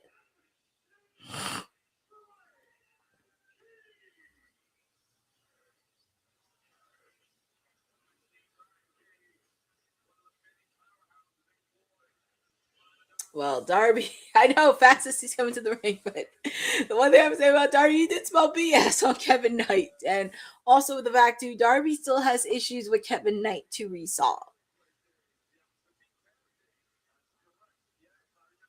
But here comes Darby. Darby's not wasting any time. But feel free to put in the chat on who you guys got. Do you have Do you have Darby Allin winning, or do you have Brian Cage getting the win? So feel free to put in the chat. Well, yes, Jeff Mennerling, the main event with the ladies, we have Willow Nightingale taking on Maya World and Hyan taking on Mercedes Moné and the Divine Dominions. But it's nice because I got to see my gals, the Brawling Birds, put out a good promo. Fortunately, my guy Orange Cassidy, not so much because he got beaten up by a bald-headed Nerve Ricochet. So I guess it looks like the Demand are going to be the ones stepping up to the plate. That's normal to spell. Well, that is true. That is normal.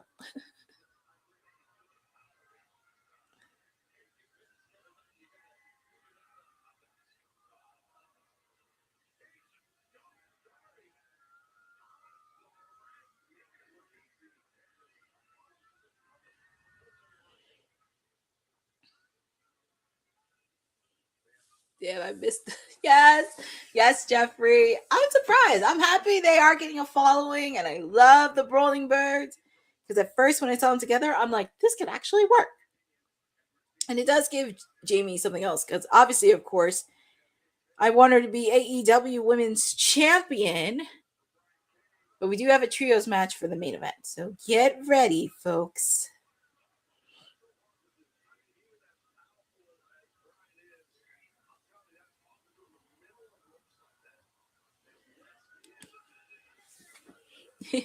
They did take a break, but it's back to work, and happy to see, because like I said, I know Maya World and Hyan, they're gonna help out Willow Nightingale, but I know, and also the fact too, don't be shocked if Athena comes in, because Athena still has issues with Maya World as well, unfinished issues, and also with the fact too, Athena doesn't like Willow either, but Willow needs some help from a flock of birds. And that's what I mean in the Brawling Birds. Jeffrey, yes, I do think she will be women's champion again. You know what?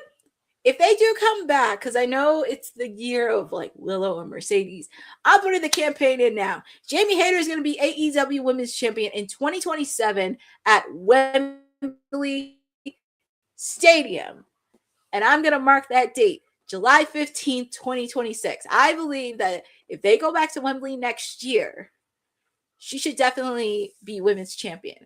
And also, she has some unfinished business with Timeless Tony Storm, because them two still have a story they need to finish telling. And I think there's so many layers that they could do with that. I mean, at first, I was a little sad that she did lose to Mercedes in the Owen Hart Cup finals, and I know Seth got a kick of it.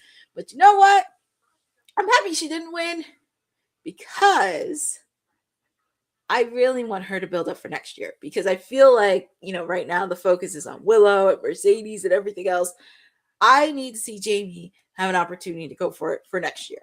I want to see her win the Owen next year. I want to see her. If it doesn't happen, you better write. I should write a long letter. On it. But like I said, Jamie, if they do go back to Wembley next year, I feel like Jamie needs to do it. And I would love for them to have a women's main event match happening on an AEW pay-per-view. I would love to see that. To be, as much as I love the guys doing everything, it would be nice to see the ladies main event for once, because it shows that they can sell tickets, they can promote. You just have to put them in better spotting. So, but yeah, I believe Jamie Hayter will be women's champion in 2027. I think so. And like I said, she still has some unfinished business with Tony Storm, because them two know each other. And it's crazy. Because they haven't had much of an interaction since Jamie Hayter came back. It better include... Oh my God, Jeffrey. Oh my God. Wretched little man. Somewhat, I'll put it in. Well, Jeff Mennerling, Sting is retired. I mean, I think Sting knows Darby can handle with this on his own. Sting likes to pop up whenever he wants to. And I would not be shocked if he did pop up at all in Wembley Stadium. Because I know he did pop up. I think it was not in Texas. The year before that. The year before that, they were in London. But it'll be fine. Who knows? Sting may pop up this year at all in Wembley Stadium. He may pop up. He was at Darby's wedding, by the way. He was at his wedding. But we're back live for AEW Dynamite. We have the Machine, Brian Cage, taking on Darby Allin. Of course, Darby Allin is running amok through the entire Don Callis family, most specifically Kevin Knight, because after what Kevin did to him at Double or Nothing, coffin drop onto Brian Cage, and it's crazy. Darby Allin, he's recently married. He got recently married last month on my birthday, by the way, too, which is hilarious. Hilarious to watch. So,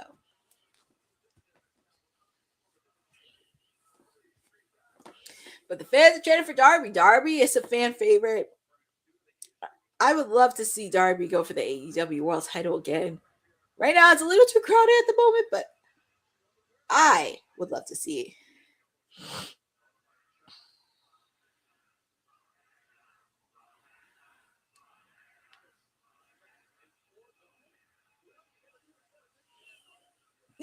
Darby is a special little specimen.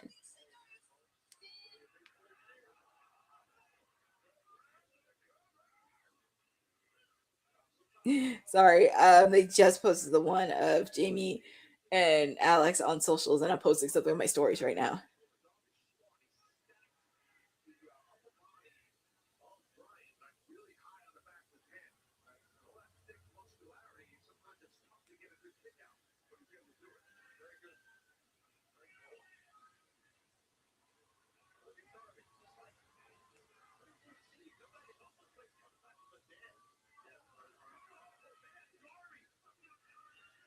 Look at Darby.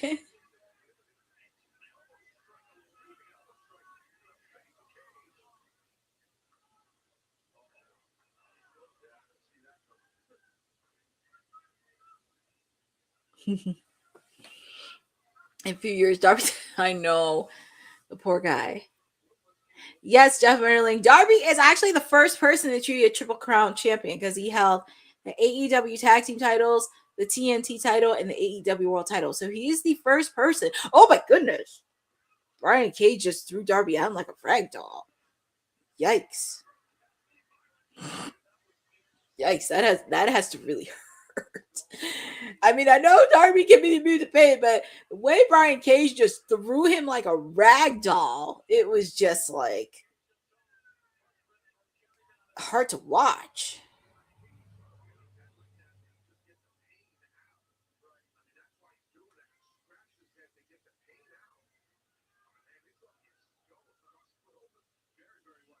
He had, I know, his head hit ring it before. Don't worry, Jeff Menderling. This is not the first time Darby has had a rodeo with this.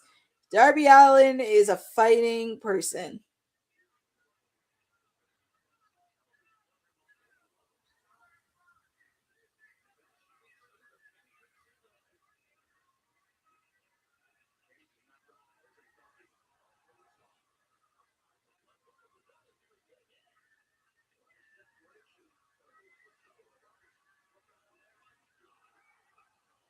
Oh my God, look at Darby.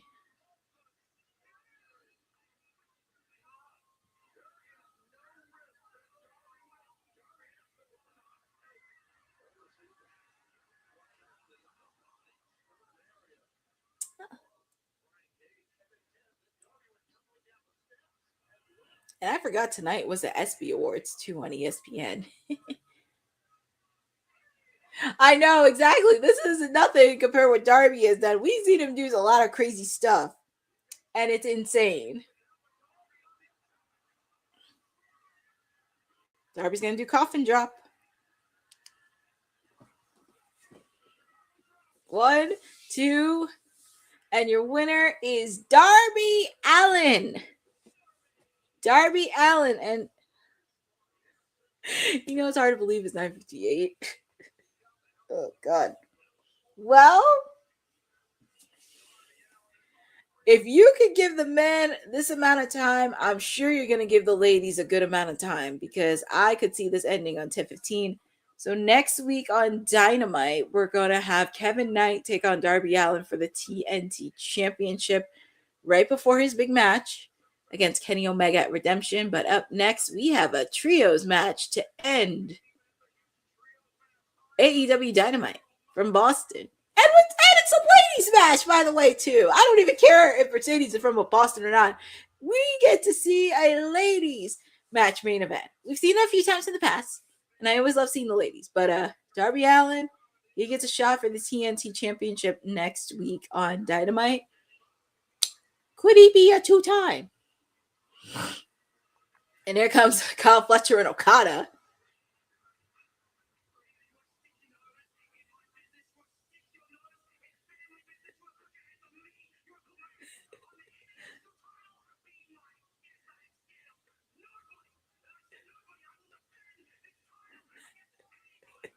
I guess Kyle's irate.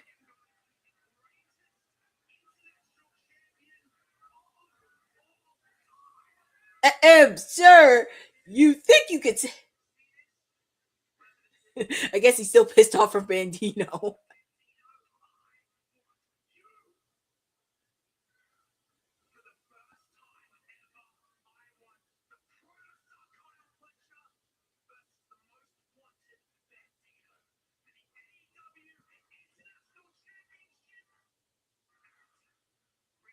So it looks like Kyle Fletcher put in the challenge for the first time ever. Kyle Fletcher taking on Bandino for the AEW International Championship. And if you look, Okada doesn't seem pleased, which I don't understand. Why does he need the AEW International title? He needs to go for the AEW World title. He does not need to go for the International title. And for Kyle Fletcher to say he could be the greatest, sir, there's only one person that has held that international title belt that is absolutely the best. And I'm not saying that because I'm biased, but the best international champion, the best reign so far. And that is freshly squeezed Orange Cassidy. Because if you saw both of his reigns, you will understand why. But we're back on commercial. We're back to commercial. But I think sooner or later Okada's going to turn on Kyle anyway. It's just only a matter of time. Okada's going to turn on Kyle Fletcher and everything else. And even though Takeshita still hates Okada, so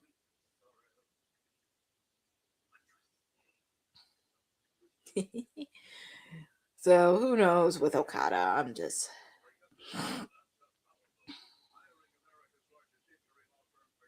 I know, right? He's looking like in the background.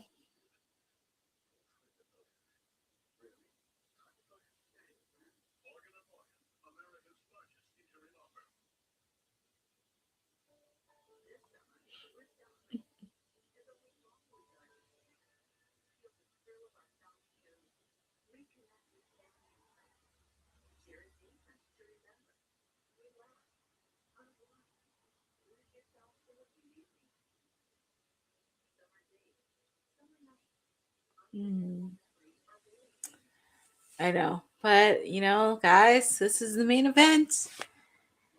Main event happening and ending with the ladies. If you're going to give the men a manful amount of time, you might as well give the ladies a manful amount of time, because I could see this ending probably at 10:15. 10:15 tops or 10:20, which I'm used to. I'm used to it being in overruns anyway, so...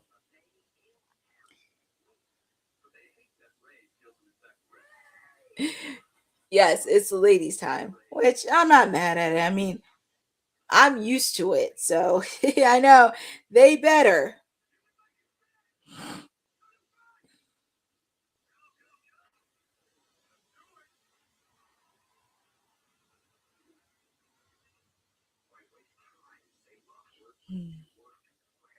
You know, it's funny. I've been looking at all these posts regarding what's happening with Rebel, and since she's been diagnosed with ALS, it kind of makes my heart smile to see some people in the wrestling community be supportive of Rebel. And oh Lord, I got to deal with this creep again and Kevin Knight. So it looks like Kevin Knight has a busy week next week. Next Wednesday on Dynamite, he has to face off against Darby for the TNT Championship. And at Redemption, it looks like he's going to face off against Kenny.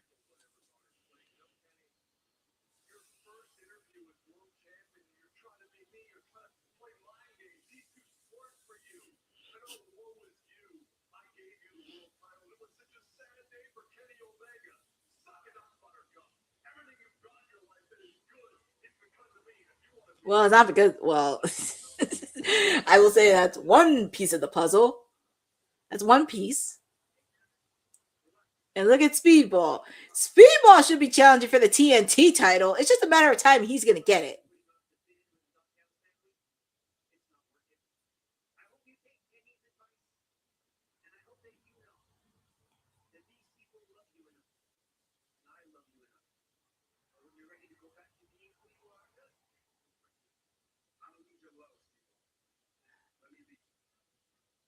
I need Speedball to go for the TNT title. Nothing against Darby. I know him and Darby have a blood feud, but I would just love for Speedball to get the TNT title. Woo! Well, that was interesting. But now we have the ladies main eventing. We have the reigning. He doesn't know. Jeffrey, stop. Leave Mara Charday out of this. Leave her out of it. But we have the reigning AEW Tag Team Champions of Divine Dominions, Lena Kross and Megan Bayne. Oh, Jeffrey, we know you how much you love Megan Bayne. I will say they are the reigning and defending.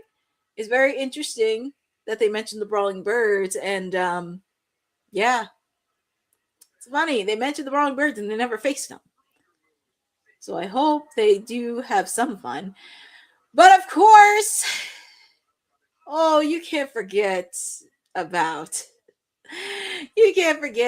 Miss CEO Mercedes Moné. It's kind of crazy that they changed her theme song, if you notice. I was like, wow. If you notice, they changed her theme song. So here is Mercedes Moné in pink and black colors.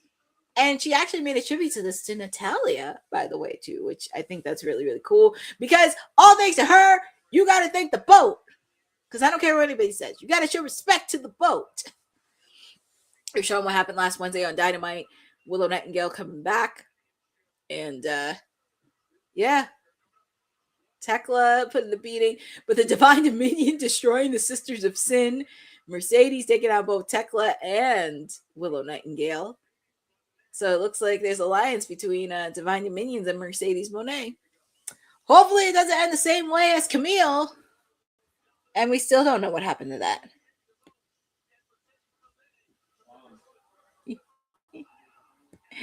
And we do have Maya World and Hyan. And I love them matching green. I love that they're green. We've seen these ladies compete in Ring of Honor. They're doing fabulous. Fabulous. But here comes Willow Nightingale. I know she's focusing on other things because her boys from the conglomeration got hurt. And they're all matching in green. I know, me too. I love that the crossover. And it makes sense too. Because like I said, it's nice to see Maya World and Hyan on AEW television. And also with the fact too, I think AEW has a strong heel in Tekla. And they have a strong baby face in Willow Nightingale. They have a strong baby face in Willow Nightingale because she's very likable. And fans can relate to her. I mean, obviously, Tony. Well, you know, it's funny with Tony because when she first started the Timeless one, she started off as a heel. But then it picked up very well. And it just crossed over. I don't know what it is. but you know, everybody can have CEO Wednesdays all they want. But it's Timeless Elite Wednesdays. Well, obviously with me, because I'm the Timeless Elite of women's wrestling talk. So we're having some ladies action. So I thought Willow was going to get Mercedes. but it looks like she's gonna get Megan Bayne, and Megan Bayne and Willow know. Oh, and it looks like Lena Kross is gonna do with Willow. And Willow's like, I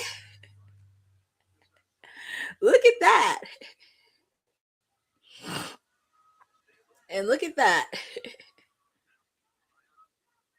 I know, right? Yeah, she did. Boza, she did nail it. She did. Her and RJ City nailed the timeless character because at first she was going to be a heel, but then it just picked off so well and didn't realize it was that popular. So, Mother did great.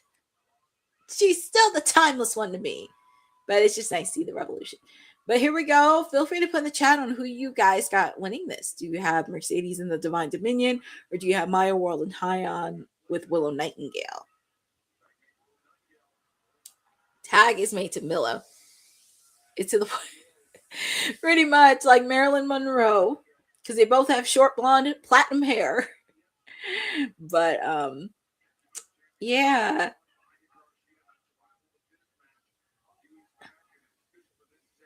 It's kind of interesting.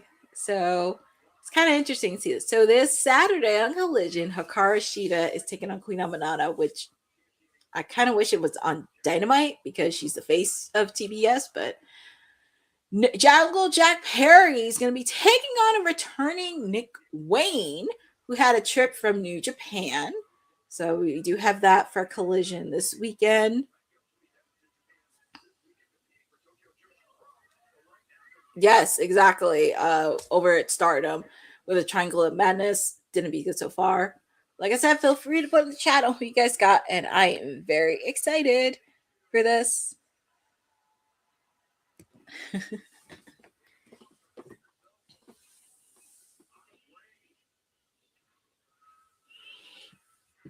That, and also with the fact too, Boza not only he's crossing over for Ring of Honor, he's also coming back from doing work in the New Japan. From New Japan as well. So happy to see. Oh man. Man, they threw Mercedes right into the Divine Dominion. Well, it's not the first time with Willow because we have seen her face off against Megan Bayne. So she can take on Megan Bayne herself. Like her and Chris Statlander. Chris Statlander almost took Megan Bayne to the limit. I will never forget that. But the ladies in green are doing fabulous. And they're showing the commercial for Collision this Saturday. We do have some matches in stock. I'm very, very excited to see that happen.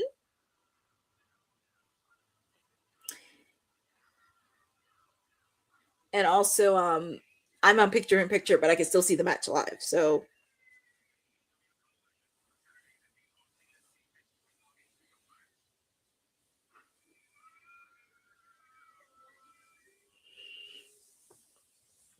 yeah, I know. She is somebody I would not want to mess with. I've seen Megan Bayne wrestle in the independent scene, and she's a woman I would not want to mess with. Not want to mess with per se. She's an interesting lady.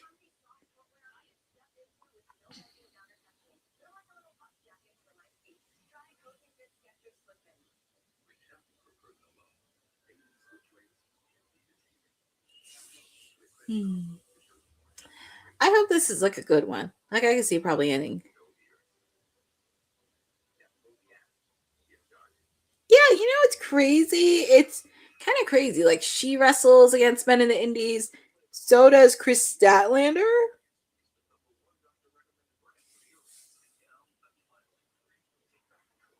Well, I know Jeff Metterling, you are one of the biggest Mercedes fans, which is not fun. Which is fine because here in Women's Wrestling Talk, we do, even me. I never discredit Mercedes wrestling wise. I never said discredit wrestling wise. But there are sometimes, even on our panel, you gotta give them a slice of humble pie.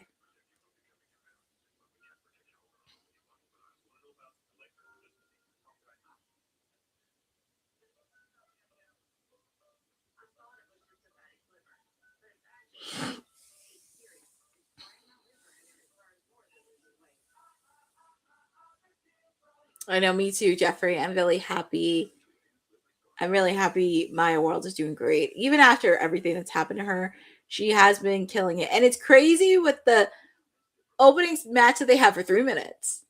The craziness ahead with Nixon Newell, formerly known as Tegan Knox, that whole situation.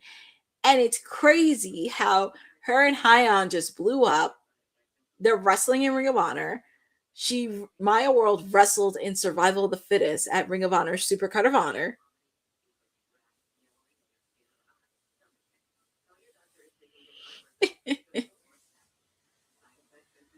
Yes, Moza, she does. If you saw my previous episode, I kind of had to put in check because people tend to forget some of the ladies in AEW were champions before she got there. So I had to be put in check. But we are back with AEW Dynamite. We have the main event. The ladies are main event, which is always so awesome because it's not the first time they main evented Dynamite. We have Maya World and Hyan teaming up with Willow Nightingale to take on Mercedes Moné and the Divine Dominions.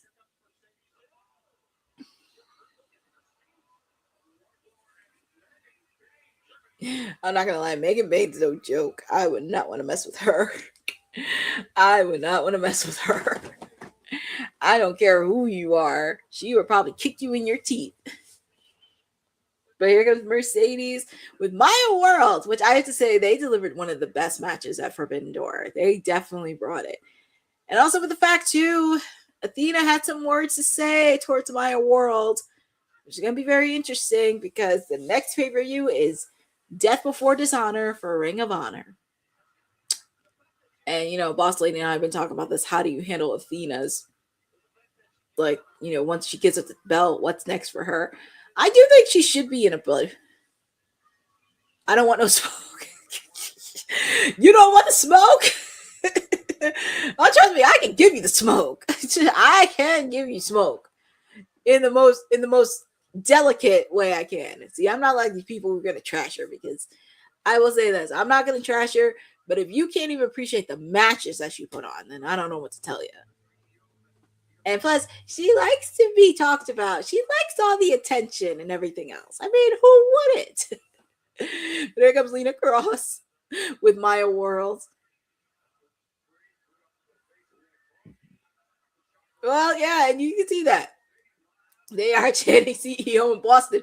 Like, even when I was in Philly or New Jersey, they were chanting CEO. Megan Bayne and Willow know each other very well, because if you remember when she was feuding with FTR and Megan Bayne was helping Stokely, the Weasel, whoo, you could tell these girls were going at it. Yeah, because I feel like Willow and Chris Statlander gave a run for Megan Bayne's money. Megan Bayne's money. I'm not going to lie. That was insanity. I thought, because that was the first time I saw anybody woman-handled.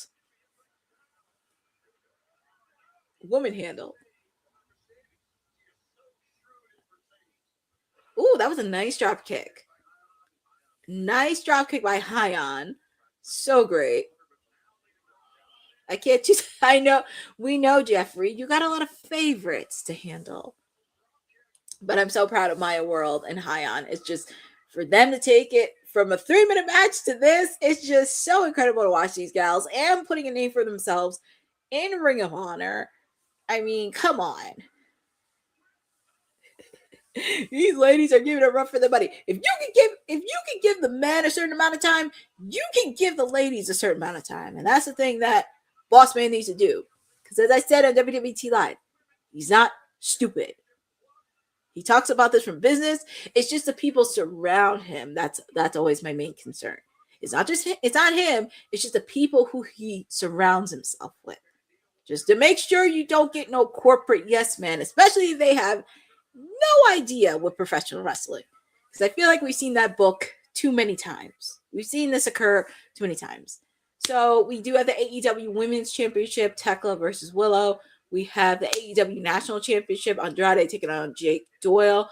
We have the AEW World Championship, Kenny Omega taking on Kevin Knight. It's like Ring Around the Rosie for this pinfall. Ring Around the Rosie. It's like Ring Around the Rosie.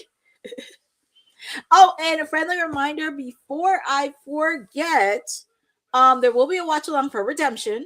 Because why not? I get to do a watch along because I get to take you to Montreal, Quebec. Oui, mon ami. Here's another suplex.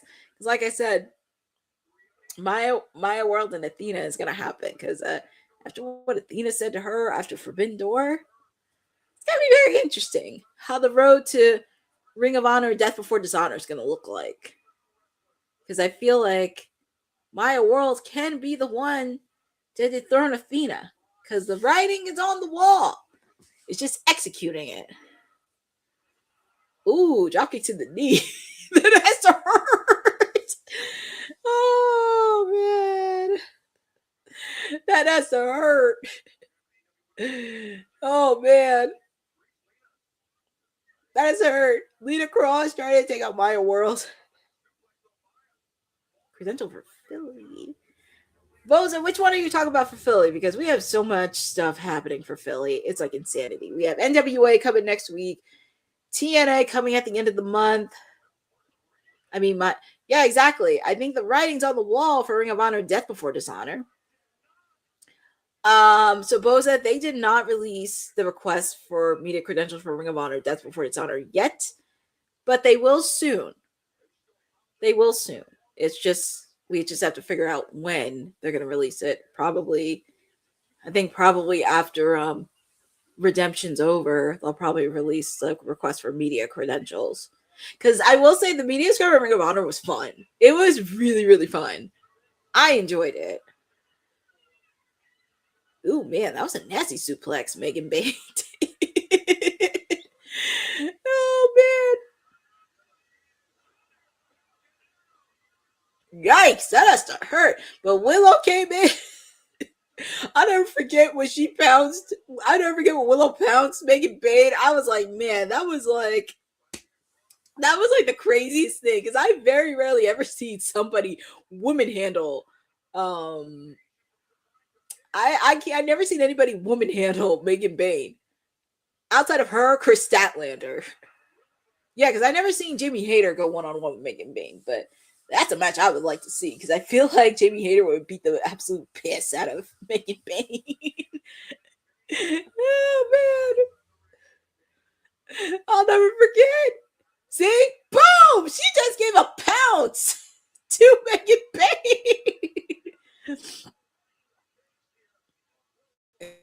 Mercedes threw out Willow. I don't think people realize there's a lot of deeper story between Mercedes and Willow. There's a lot of story. Did Mother Time? I wouldn't say handled it easily, but she gave her a pinfall victory. Quick kick out by Mercedes. She did give Megan Bayne a roll up, but also with the fact too, Chris Statlander gave Megan Bayne a run for her money. I wouldn't believe it either. And they're really gonna do she was really gonna do the money maker on her. No, they wouldn't let her lose in Boston. 3, they would not let her lose in Boston. But it would be pretty funny if she did lose. It would be pretty funny. But your winner is Mercedes Moné and the Divine Dominion. And I think they wanted her to win this only because they just formed this alliance last week. So it's just time for it to build. It's just really time for it to build. So it's good that they got to win. Just continue building this and just be a dominant factor. That's what you need to be. But like I said, I know Maya World and Hyan, they did great, but Willow's gonna need a flock of birds. She needs some help from a flock of birds. And I mean brawling birds, because I'll never forget Jamie Hayter almost put the haterade on Mercedes, and she ran away so quickly. Whew. Wow. So next week we have a trios match. Oh my God! Will Ospreay, Kenny Omega, and Jon Moxley in the same team taking on the Don Callis family. Lord, there's gonna be so much egos next week. Oh my God! Kenny, Jon Moxley, and Will Ospreay on the same team. I can't even bear it. But Mercedes, obviously, of course, she walks away with the victory. There was no way she was gonna lose. which would be pretty funny if she did lose in Boston. That would be hilarious. And they did it right before 10:30, but that wraps up AEW Dynamite. That wraps up AEW Dynamite with Timeless Elite Wednesday. I will say it's a good, solid show leading up to AEW Redemption. It's looking up to be a really great, solid card. I thought it was a really great show from Boston. It delivered. Happy to see Brodino back on TV, even though my guy Orange Cassidy got beat up by that bald-headed nerd Ricochet. I wasn't too happy about that, but Orange and the conglomeration will be fine. They'll regroup. I was very happy to see my gals, the Brawling Birds, in action. Love them. Love it, love it, love it. Slowly continuing to build, because they will be a part of Wembley Stadium. And they better be on the main card, too. I don't need to see them on pre-show or anything. I need to see Jamie Hayter on the main card this year. I need to see that happen. So hopefully that happens soon. We got to see Darby Allin take on Brian Cage. Obviously, of course, he smells a lot of BS when it comes to Kevin Knight because Kenny Omega's trying to show him grace, but Darby Allin's like, nah, I'm going to do that. So Darby Allin smells BS when it comes. Like I said, for the first time ever, we're going to have Kyle Fletcher take on Bandito. Kyle Fletcher put out the gauntlet against Bandito for the AEW International Championship, which I can't believe they never faced off before. Andrade got the victory, so he'll be facing off against Mark Davis for the AEW National Championship. We also got to see the Kenny Omega make its speech with his celebration. And we also got to see Edge and Christian defend their AEW tag team titles against Daniel Garcia and Wheeler Yuta, with them retaining. But of course, they got beat down by the Death Riders and the Dogs. And of course, there still is some camaraderie between Christian and Jay White that needs to be resolved, because I would like to see Edge and Christian face a lot of tag teams before they have to drop it. But overall, it was a solid show to Boston. It was close to being sold out, and I feel like it's going to be a good, solid card.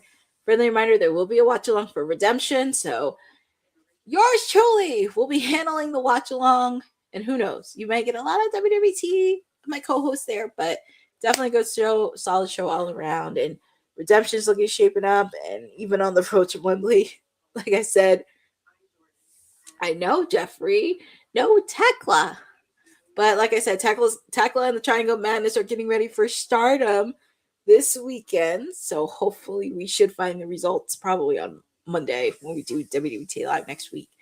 But don't worry, Jeffrey and Tekla will be back soon, because I feel like she'll have something planned for Mercedes and the Divine Dominion. But that wraps it up for me for Timeless Elite Wednesday. To get to hang with me, solid show all around. Definitely looking forward to it as we get closer to Redemption next week. If I'm, I know, right? If I was the president of Stardom, I would be hiding as well. So, but you can follow me on my socials at Courtney NJ11, because I did have content last night for Fight Factory Wrestling. I am planning to write a recap on WWT socials before the end of the week. So shout out to Dave and the rest of the team putting on an amazing show last night at the Jersey Shore on the beach, by the way, too, which was awesome to see. So very awesome with that. Also has a lot of content happening in a couple weeks, so get ready for that. Also, follow ISPW socials, because we got some big shows happening. Next week, they're going to be a wild one next week, so feel free to check out that. So many shows are happening. I just have to see the next time I do commentary. I don't know when, but hopefully soon. Also, make sure to catch me tomorrow, because I know my siblings at the Kayfabe are doing their stream, but I will be handling TNA tomorrow, where I will be doing continued coverage of the Knockouts TV Championship, because it is starting to heat up a little bit, and very excited on what's going to happen next, because we do have 2 more matches happening. We have Moose versus AJ Francis. We have Cedric Alexander defending the X Division Championship against Fabian Aichner tomorrow. Jada Stone and Alyssa Edwards possibly tomorrow. We're also going to hear from Nick Nemeth after what happened last week. So much is happening. Please make sure to follow the rest of our WWT live panel because we are doing great things on the ground because it is summer. So we got to do some work and enjoy some summer fun. So there'll be a lot more coming and we have great things happening. Also, if you're in the East Coast, please make sure to stay cool because it is going to be a heat wave this weekend, the next couple days. Drink some water, stay hydrated, stay cool, especially if you're at Fanatics this weekend. Please make sure to drink a lot of water. Please make sure to keep yourself hydrated. And I can't wait to see all the content that's happening at Fanatics Fest. So thank you joining with me because this is your Timeless Elite. Bid you adieu and farewell because this is going to be fun right now and you know where to find me. So I bid you adieu and farewell. And thank you to everybody supporting from Boza to Jeffrey to Jeff Mitterling, Eddie Foster, Aaron Teagle, everybody for supporting me in the chat. Like I said, I know AEW is not everybody's cup of tea, but I'm still going to give you the watch alongs because there's still some good stuff. There is some good stuff happening. There's some good stuff happening, and I can't do that. So like I said, I bid you adieu, and I will see you guys on Friday during WWT Live. And thank you for supporting Women's Wrestling Talk, the number one women's wrestling on the planet. Thank you all for hanging tough with me from Boston, and you get to cool it now as we get ready for Friday.